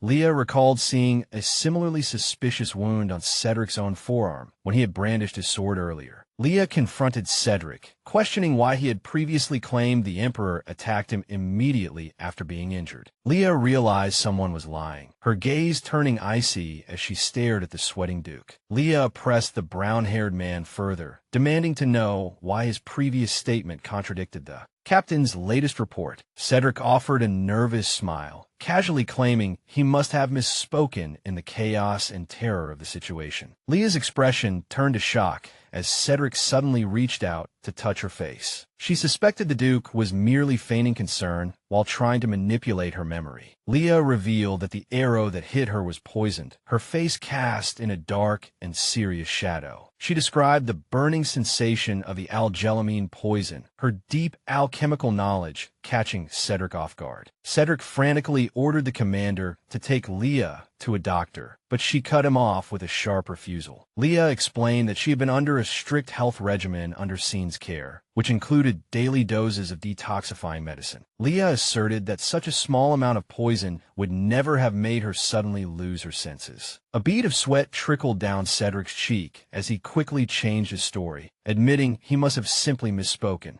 Cedric tried to regain the initiative, pointing out that the Emperor had pointed his sword at an innocent man. Leah firmly grabbed Cedric's arm, correcting his wording. He was not an innocent man. He was a suspect. Leah stared coldly at her gloved hand, asking if she should just label him the culprit instead. Cedric groaned in pain as Leah glared at him, the weight of the discovery filling her mind. In the light and shadow of the forest, a group of knights watched as Leah held Sion tightly in the tense aftermath. Leah pointed an accusing finger at Cedric, ordering his immediate arrest after confirming the poison residue on his glove. A knight slammed Cedric to the ground with a heavy thud, and the Duke let out a pain dug. Leah ignored Cedric's frantic pleas of innocence, pointing out that the scent of algelamine betrayed his lies. Leah turned her back on the traitor, coldly ordering the guards not to say another word and to just take him away. Leah sought a moment of peace, her expression hardening despite the small trail of blood on her pale cheek. A close-up shot showed blood seeping from the cut on Leah's face as the dangerous reality of the situation sank in. Leah realized Cedric had accomplices, deducing that the poisoned arrow was part of a larger, coordinated plot to frame Scene. A flashback showed the rampaging Chimera, which Leah concluded was used to trigger Scene's battlefield trauma and create chaos. She recalled the arrow grazing Scene's arm, a deliberate move to induce the Emperor's berserk state. Leah reflected on Cedric's lies, realizing he had tried to isolate her by making her fear her own husband. The conspiracy became clear. If Leah had died from the arrow, they would have blamed Scene's mindless, bloody rage. Leah contemplated the activation of the soul-binding ritual, a desperate magical anchor used to save Scene's wandering and broken mind. An image of a screaming, enraged Sion underscored Leah's fear that he could have been lost to madness forever. To aid in his recovery, Leah vowed to uncover the root cause of Scene's violent reaction to blood. Memories of past trauma haunted Leah's thoughts, confirming that Sion did indeed detest the killing he had been forced to do. Leah found the connection between blood and Scene's aggression suspicious, suspecting a deeper psychological or magical trauma response. Sunlight filtered through the green forest canopy, signaling the end of the chaotic hunting tournament. Captain Robert reported the tournament's abrupt suspension, preparing to escort the royal couple back for urgent medical attention. Leah suddenly staggered with a faint tug, her vision blurring as the knights called out in concern. Her strength gave out, and with a sudden thud, Leah collapsed into Robert's arms as he cried out for the Empress. Pale and sweating, Leah realized that the double exposure to the poison had finally overwhelmed her body's ability to detoxify.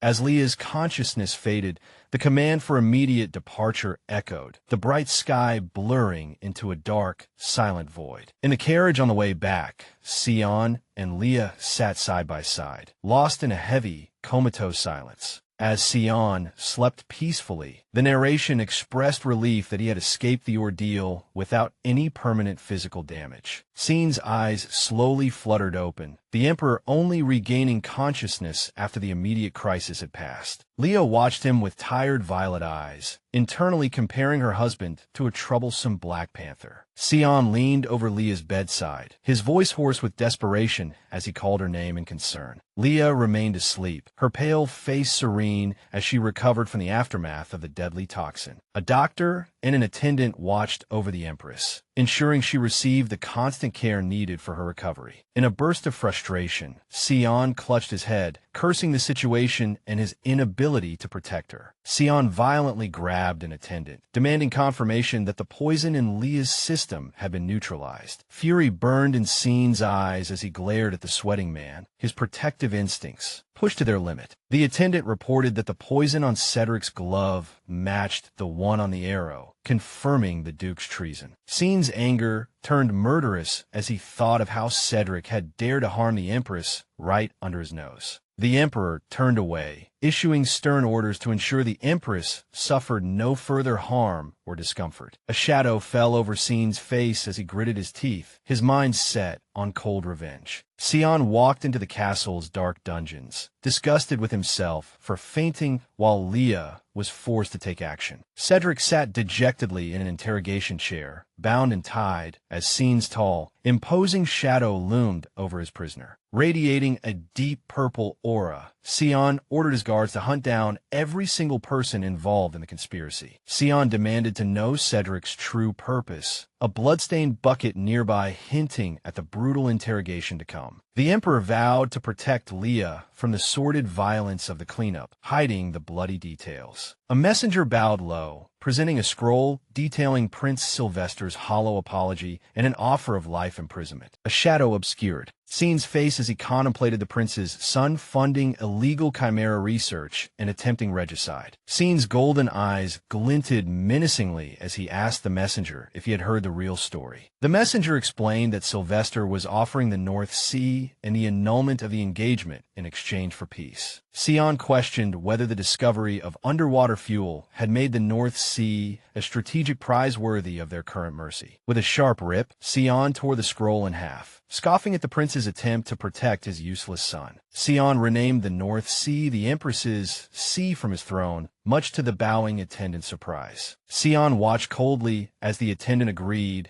to notify the International Maritime union immediately. Sion ordered the prisoner to be brought forward, decreeing a brutal and permanent punishment for the rebellious crown prince. The attendant was utterly shocked and terrified by the emperor's cruel and unprecedented command. With a clang, Sion drew his sword to silence the man and ordered the decree to be carried out immediately. Sion's golden eyes burned with cold determination, his expression hardened by his desire for swift and final justice. Sion's hand slapped against a throne statue as he sheathed his sword with a crisp sound. Sion walked away, ordering the execution to be handled swiftly while the terrified servant watched him go. Sion watched over the sleeping Leah, wondering why she was still in a coma when he had been told she was fine. Frustration was etched on Sion's face as he stewed over the incident, his protective instincts warring with his helplessness. Flashback. Sion interrogated the bound Duke Cedric, demanding to know his plans for the illegal chimeras. Bruised and bloodied, Cedric confessed his plan to resell the monsters across the continent using smuggling routes. Cedric explained that they had used the vast hunting grounds as a cover, believing the area was too large to monitor. The Duke claimed a tamer's mistake had allowed a chimera to escape, threatening to expose their entire operation. Cedric revealed he had tried to use Sion's violent reputation to cover up the chaos caused by the monster. Cedric let out a derisive laugh, noting that despite his careful planning, Leah had managed to catch him. Sion's fury erupted, his thoughts forbidding the traitor from even speaking the Empress's name. With a low growl, Sion grabbed Cedric by the collar, glaring at the prisoner with murderous intent. With a sharp crack, Sion tightened his grip, vowing that Cedric's suffering was just beginning. Sion declared that the entire Sylvester Duchy would be held responsible for the harm brought to Leah. Sion swore the conspirators would pay for their sins with a lifetime of pain. As dark energy swirled in the palace, Sion hoped the sight of Leah's face would soothe the darkness within him. An attendant knocked twice on Leah's door with a crisp sound, announcing the Emperor's arrival. Sion's steps faltered as Leah shouted from inside, demanding that he leave at once. Sion's hand froze on the doorknob, confused by Leah's sudden and sharp rejection. Puzzled and hurt, Sion stared at the closed door, wondering what had caused her outburst. Leah cried that she was too embarrassed to live, refusing to open the door for her husband. Leah's voice echoed in the hall, accusing Sion of being a pervert for his public behavior. Sion froze as Leah continued to wail about the scene he had caused in front of everyone. Sion remained frozen outside the door, his mind racing to understand the source of Leah's humiliation. Flashback. The memory of their passionate public kiss in the forest came flooding back, revealing the reason for Leah's shame. Sion's face flushed red as the reality of his bold actions hit him. Sion desperately tried to defend himself, insisting he hadn't meant to cause her such deep embarrassment. Leah refused to listen as Sion knocked on the door with a thud, pleading for a chance to explain. A doctor intervened, advising Sion to leave for the Empress's health, as his presence was only upsetting her. Sion was led away, stumbling as he called out Leah's name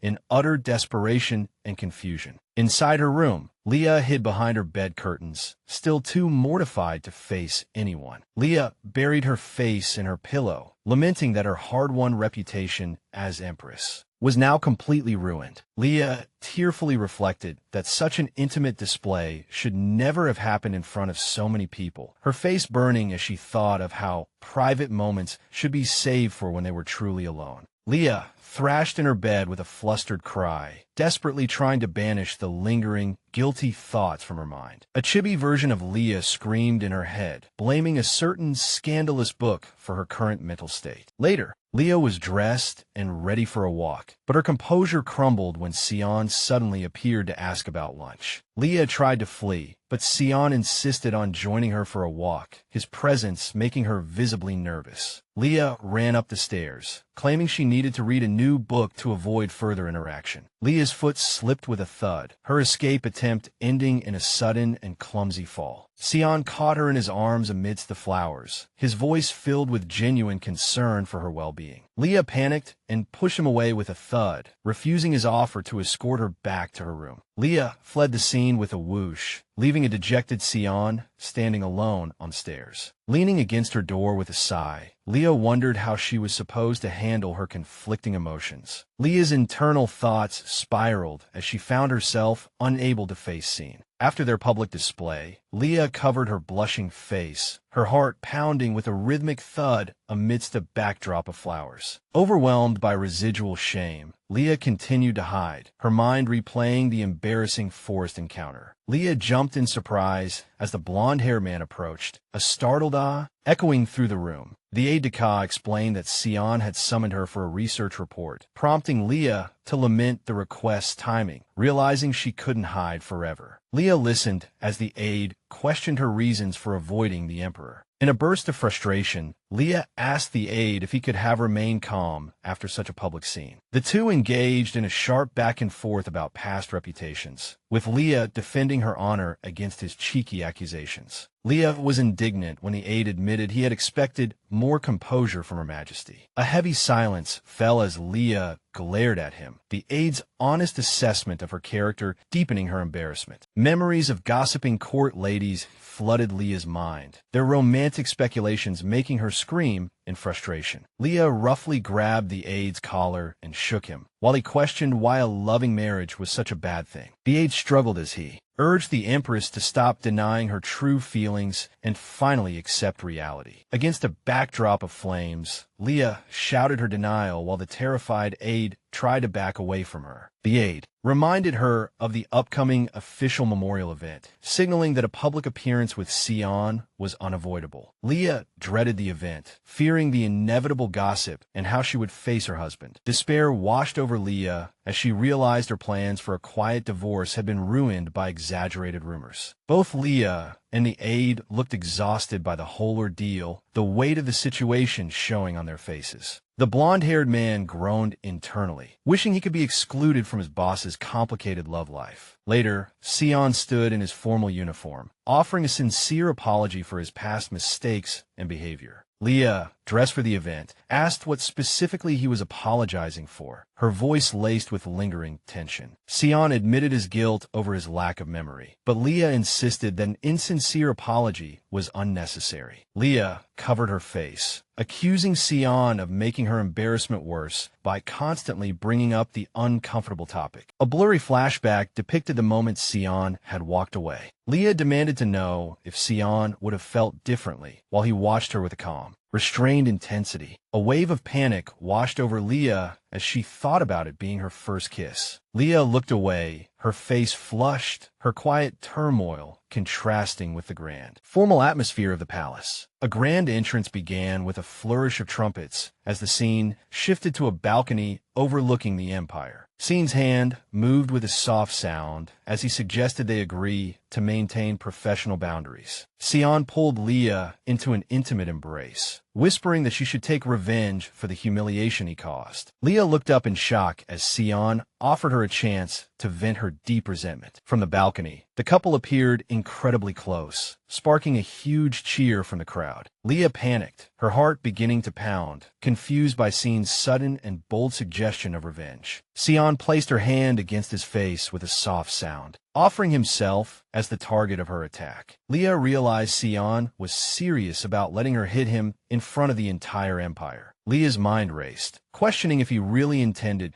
to publicly humiliate himself just to soothe her feelings. Sion waited with a solemn, golden gaze, ready to endure any public disgrace for her comfort. Leah stared at him in disbelief, wondering what kind of man would go to such lengths for her. A mischievous smile played on Leah's lips as she asked if Sion really thought a single slap would be enough for atonement. Scene's expression remained restrained, though his brow twitched as he anticipated the Empress's next move. Instead of hitting him, Leah playfully patted Scene's head, making him look surprisingly submissive before the cheering crowd. The people laughed and cheered, finding it charming that the Emperor was willing to be tamed by his Empress. Sion looked at her with a gentle and questioning expression, confirming if his plan had succeeded in improving her mood. Leah beamed with delight, giving him a radiant smile, her previous embarrassment finally replaced by genuine happiness. The royal couple waved to their loyal subjects, their shared presence on the balcony, a symbol of the nation's strength. Transitioning to later, an attendant informed Her Majesty that she was requested at an upcoming tea party. Leah greeted a silver-haired noblewoman named Eloise, who bowed respectfully as the Empress entered the garden. Standing amidst the flowers, Leah inquired about the lady's well-being, maintaining her elegant and composed royal persona. Eloise expressed her profound relief at having avoided marriage to the traitorous Duke Cedric after his crimes. Leah watched Eloise leave, her thoughts filled with confusion about the lady's previous relationship with the Duke. Leah reflected with relief that her relationship with Eloise remained comfortable, despite their shared family ties. Eloise encouraged Leah to find a better romantic prospect, while Leah revealed she had already found someone of interest. The scene shifted to the bright palace gardens as Leah curiously asked about the identity of this mysterious person. Eloise excitedly shouted the name of the Duchess of Shire, leaving Leah in complete shock at the unexpected and scandalous revelation. Leah's mind reeled as she remembered the Duchess was a married princess, wondering if she had entered a parallel reality. Eloise gushed with adoration, while Leah struggled to maintain her composure in the face of such a bizarre crush. Eloise seized the opportunity, asking Leah to help her bypass the strict seating hierarchy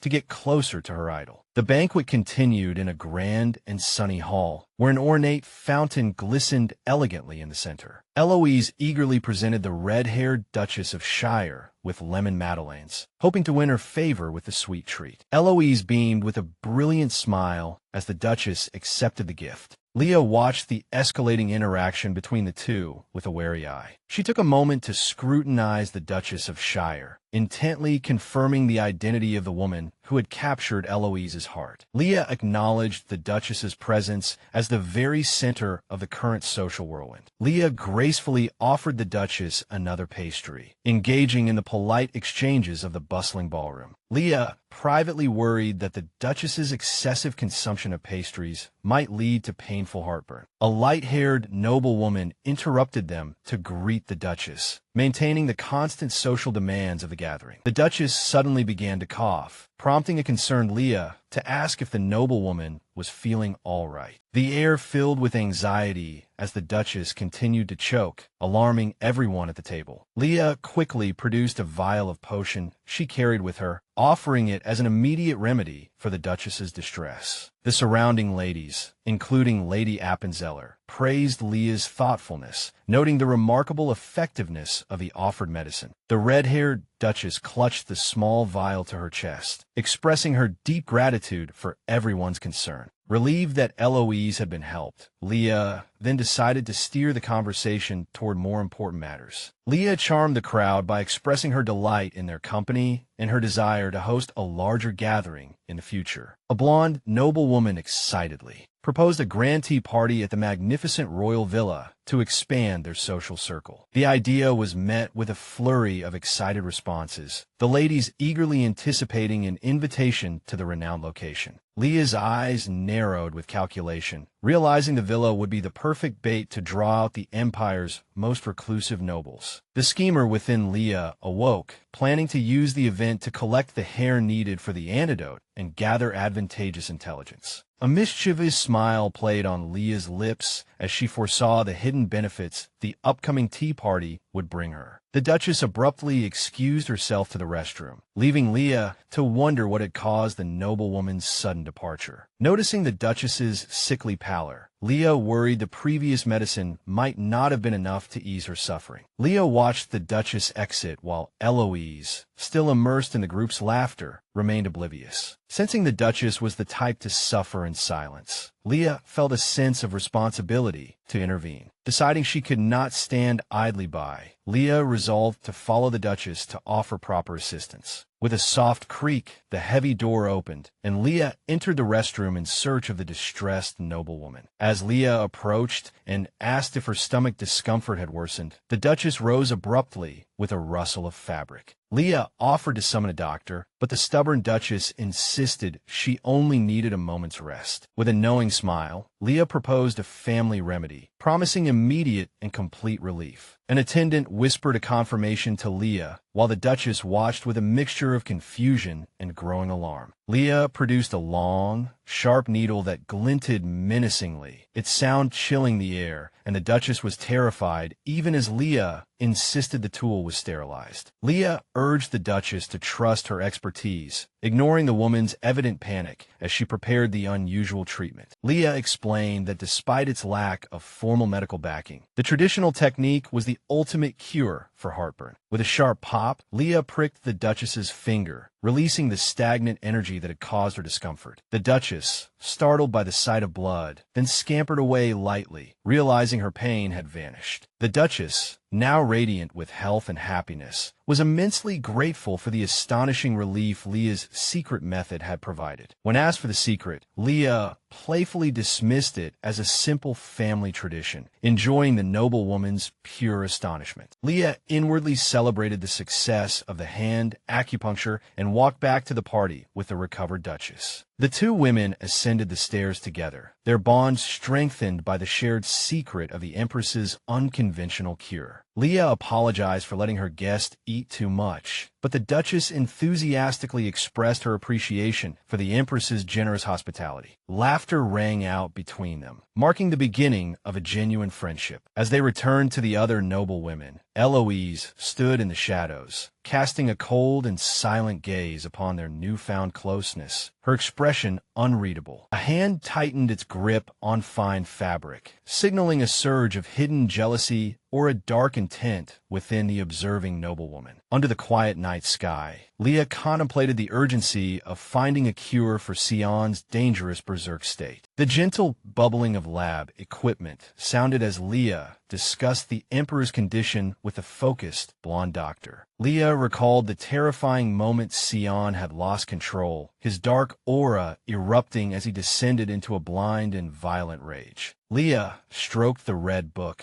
noting that while Sion had once tolerated her blood, his reactions to others had become erratic. A flashback showed the scent of blood at the hunting grounds, triggering a complete loss of the Emperor's sanity. Leah pondered the prophecy that claimed Sion would destroy the Empire if he were to develop overwhelming feelings of rage. The blonde doctor advised Leah to consult the mysterious red book, which had previously helped soothe Sion during his episodes. Leah wrote her question into the magical book, hoping to find a way to save him, the paper making a soft scratching sound. Mysterious text appeared on the pages, instructing Leah to use her own unique power to tame the Emperor. Flustered by the book's advice, Leah imagined an absurd scenario where she treated the Emperor like a pet. Feeling the weight of the task, Leah asked the doctor if she looked ready for such a daunting challenge. Leah looked down at the book again, searching for a more practical solution to the impending crisis. The doctor described a legendary gemstone necklace belonging to the Shire family, a treasure passed down through generations of duchesses. Leah realized that obtaining the Shire family heirloom was the key to controlling Sion's unstable magical energy. Panic washed over Leah as she wondered how she could possibly steal such a precious treasure from another noble family. The ornate necklace, set with a massive ruby, glittered, its beauty belying the difficult task Leah now had to undertake. With a soft snap, Leah closed the book, resolving to travel to the ducal territory to find the necessary gem. The doctor advised Leah to keep her distance from the Emperor until they could rule out any terminal illness. With the soft clinking of glass, Leah prepared for a long night of research and careful planning. The doctor handed over a box of antidotes, warning Leah that Sion's condition could lead to more episodes of coughing up blood. Leah sighed at the thought of Sion becoming even more overprotective,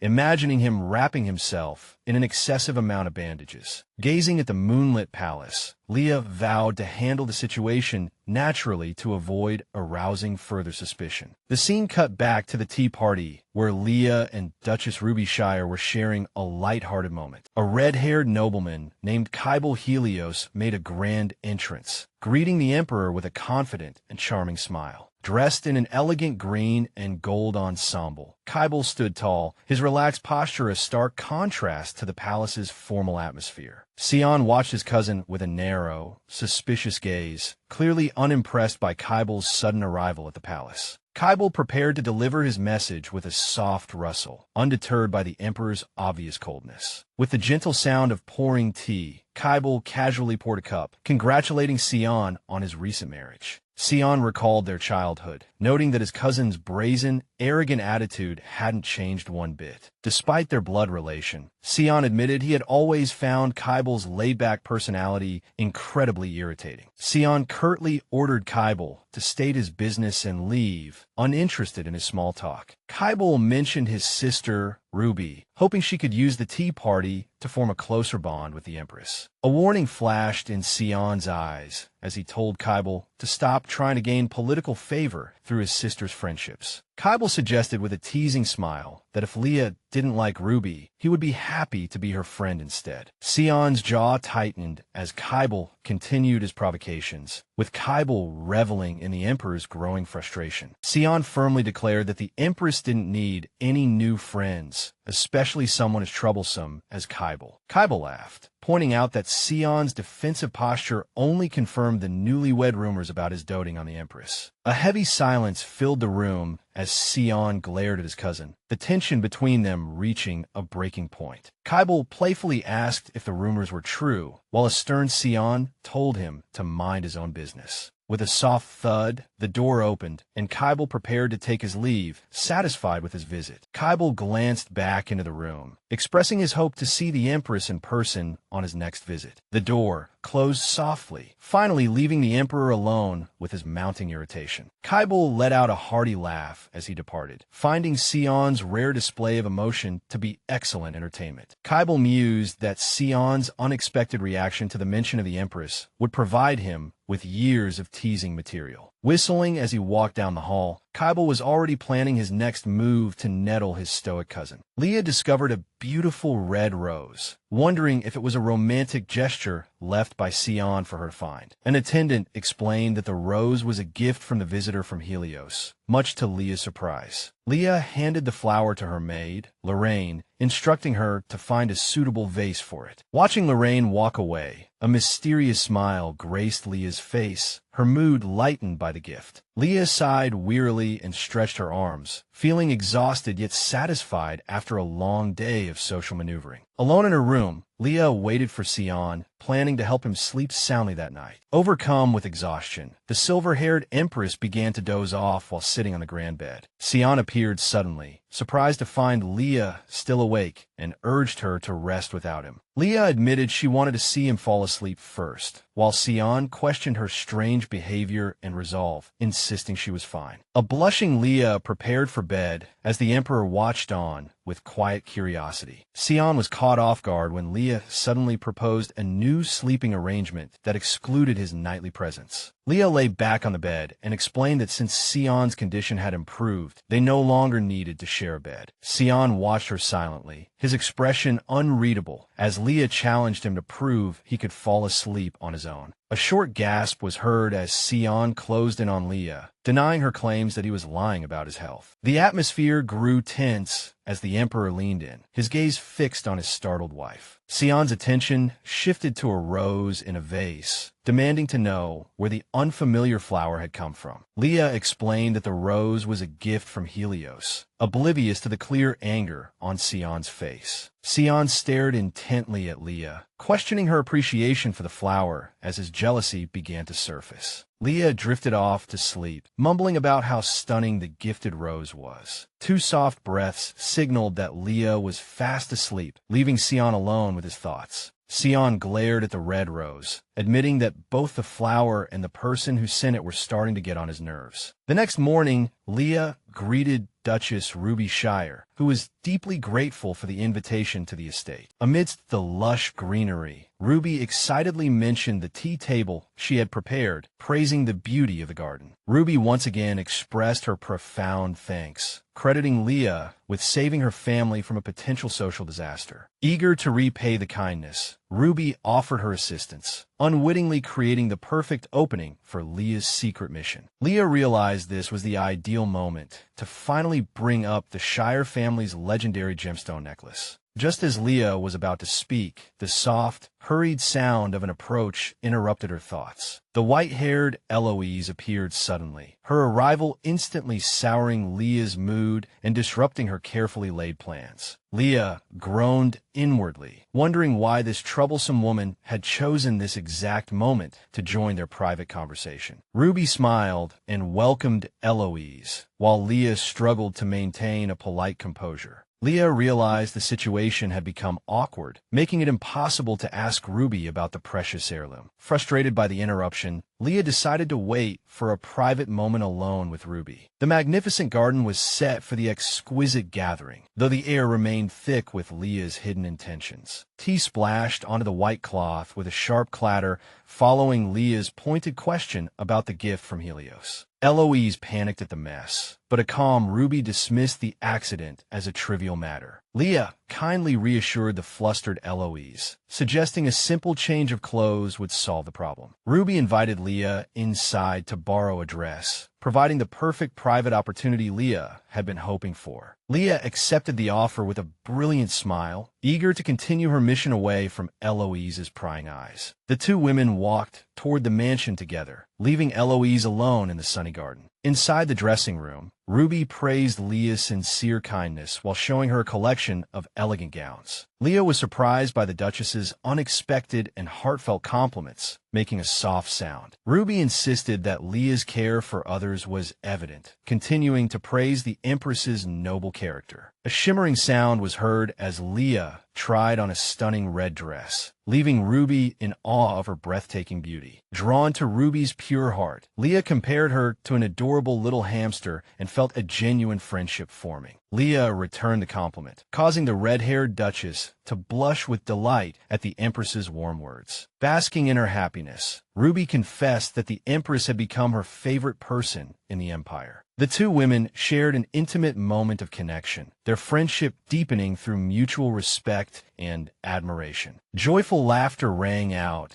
as they celebrated their newfound closeness, the tension of the earlier social maneuvering finally dissipating. Ruby excitedly suggested they go shopping together, wanting to give Leah a gift to commemorate their special bond. Leah agreed with the sound of light footsteps, though she insisted that Ruby's sincere friendship was gift enough. Thinking of the heirloom, Leah mentioned the vibrant color of the Shire necklace, admitting it had been on her mind. Ruby confirmed it was a precious heirloom, while Leah praised the extraordinary brilliance of the precious gems. Leah tactfully expressed her desire to find a similar gem, suddenly hinting at her need for the legendary necklace. Realizing how much the Empress admired her family's treasure, Ruby let out a soft gasp of surprise. Seeing Leah's earnest desire, Ruby decided to give her the family necklace as a testament to their friendship. Leah clasped the Duchess's hands tightly, promising to be in touch soon to continue their flourishing partnership. The narrative text confirmed that Leah's plan was working, as Ruby clearly knew where another gem was hidden. A brilliant, shy smile spread across Leah's face, her heart soaring with the success of her social maneuvering. Ruby was overcome with pure joy, thrilled that the Empress had finally called her by her first name. Walking through the sunlit garden, Leah contemplated how everything was smoothly progressing toward her ultimate goal. Leah stopped abruptly, spotting a suspicious figure looming near the tea table in the distance. Watching from afar, Leah wondered why the silver-haired Eloise was loitering so suspiciously by her private seat. The soft sound of a cap being opened was heard as Eloise prepared to tamper with the Empress's tea. A shocked Leah realized Eloise was trying to secretly spike her drink with some unknown substance. Memories of Eloise's previous odd behaviors flashed through Leah's mind, confirming her suspicions were not unfounded. Leah maintained an outward calm, pretending to listen to Ruby while suddenly staring warily at Eloise. As they returned to the table, Eloise greeted them with a false and overly enthusiastic smile that unsettled Leah. Eloise welcomed the two back, her friendly demeanor belying the trap she had just set in the tea. Eloise urged them to drink, claiming the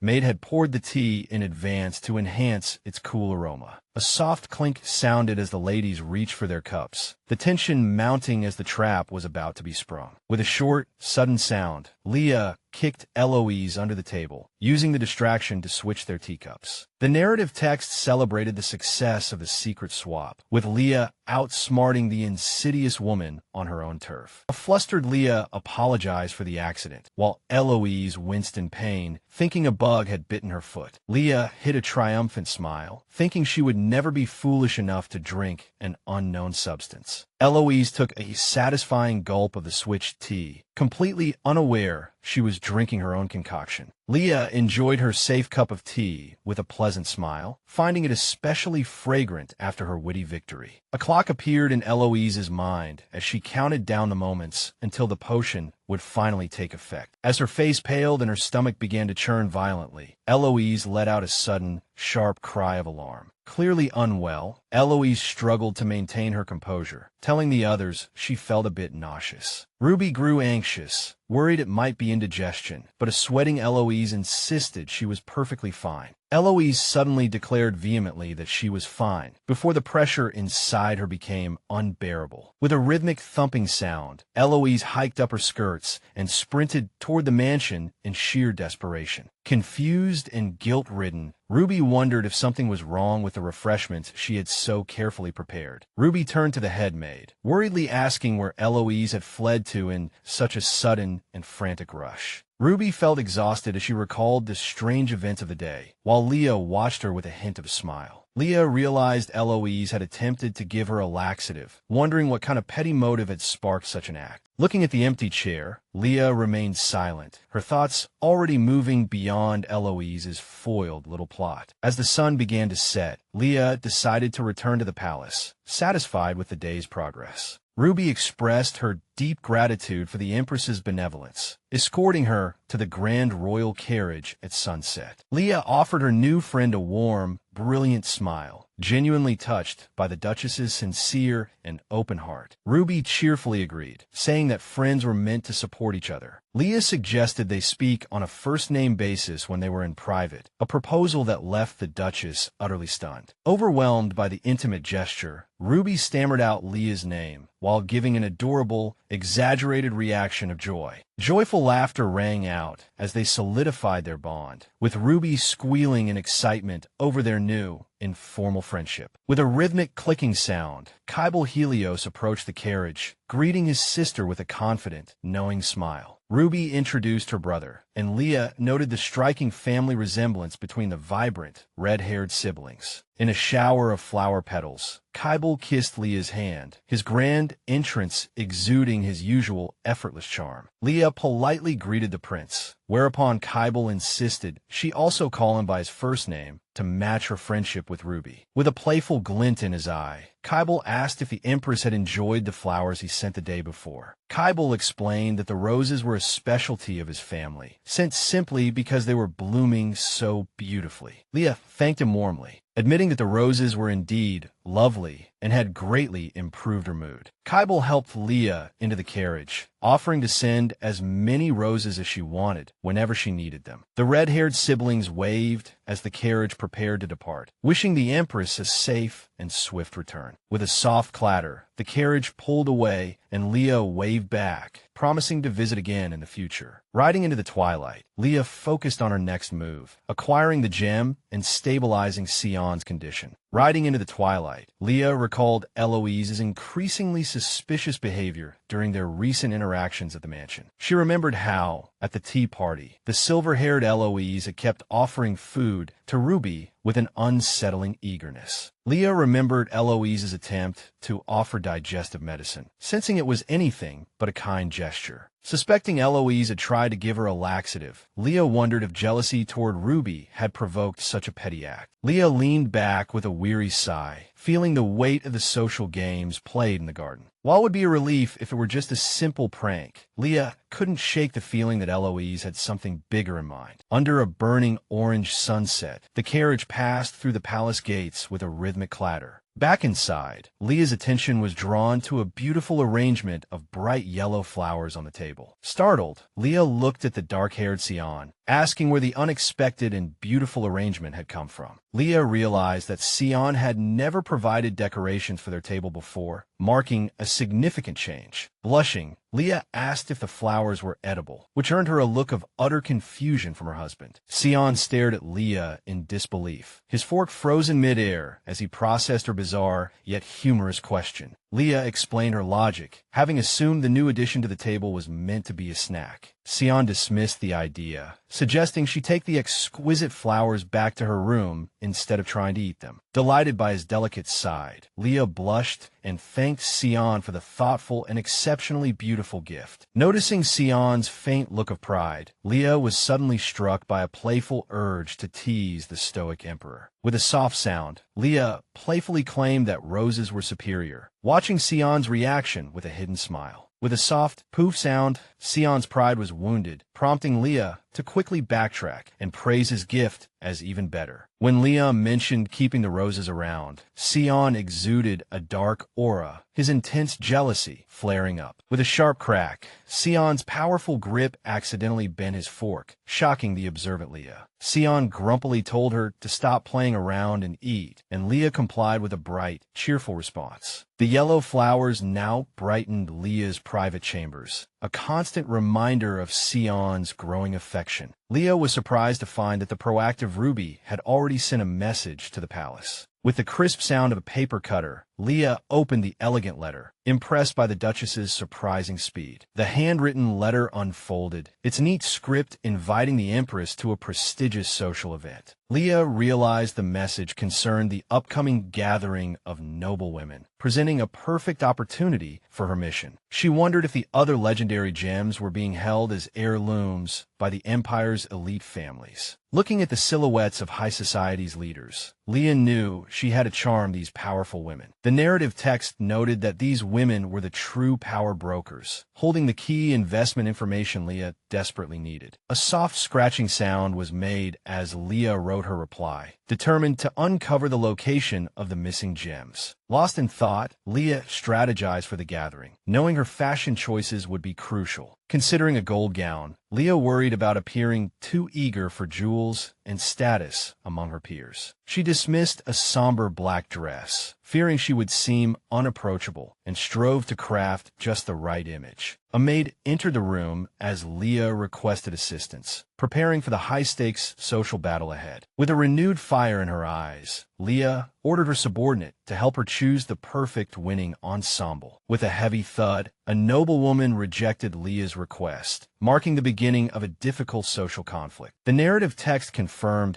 that Leah had anticipated this resistance, though it didn't make the task any easier. Leah wept inwardly, acknowledging that acquiring the remaining gems would be a long and arduous journey.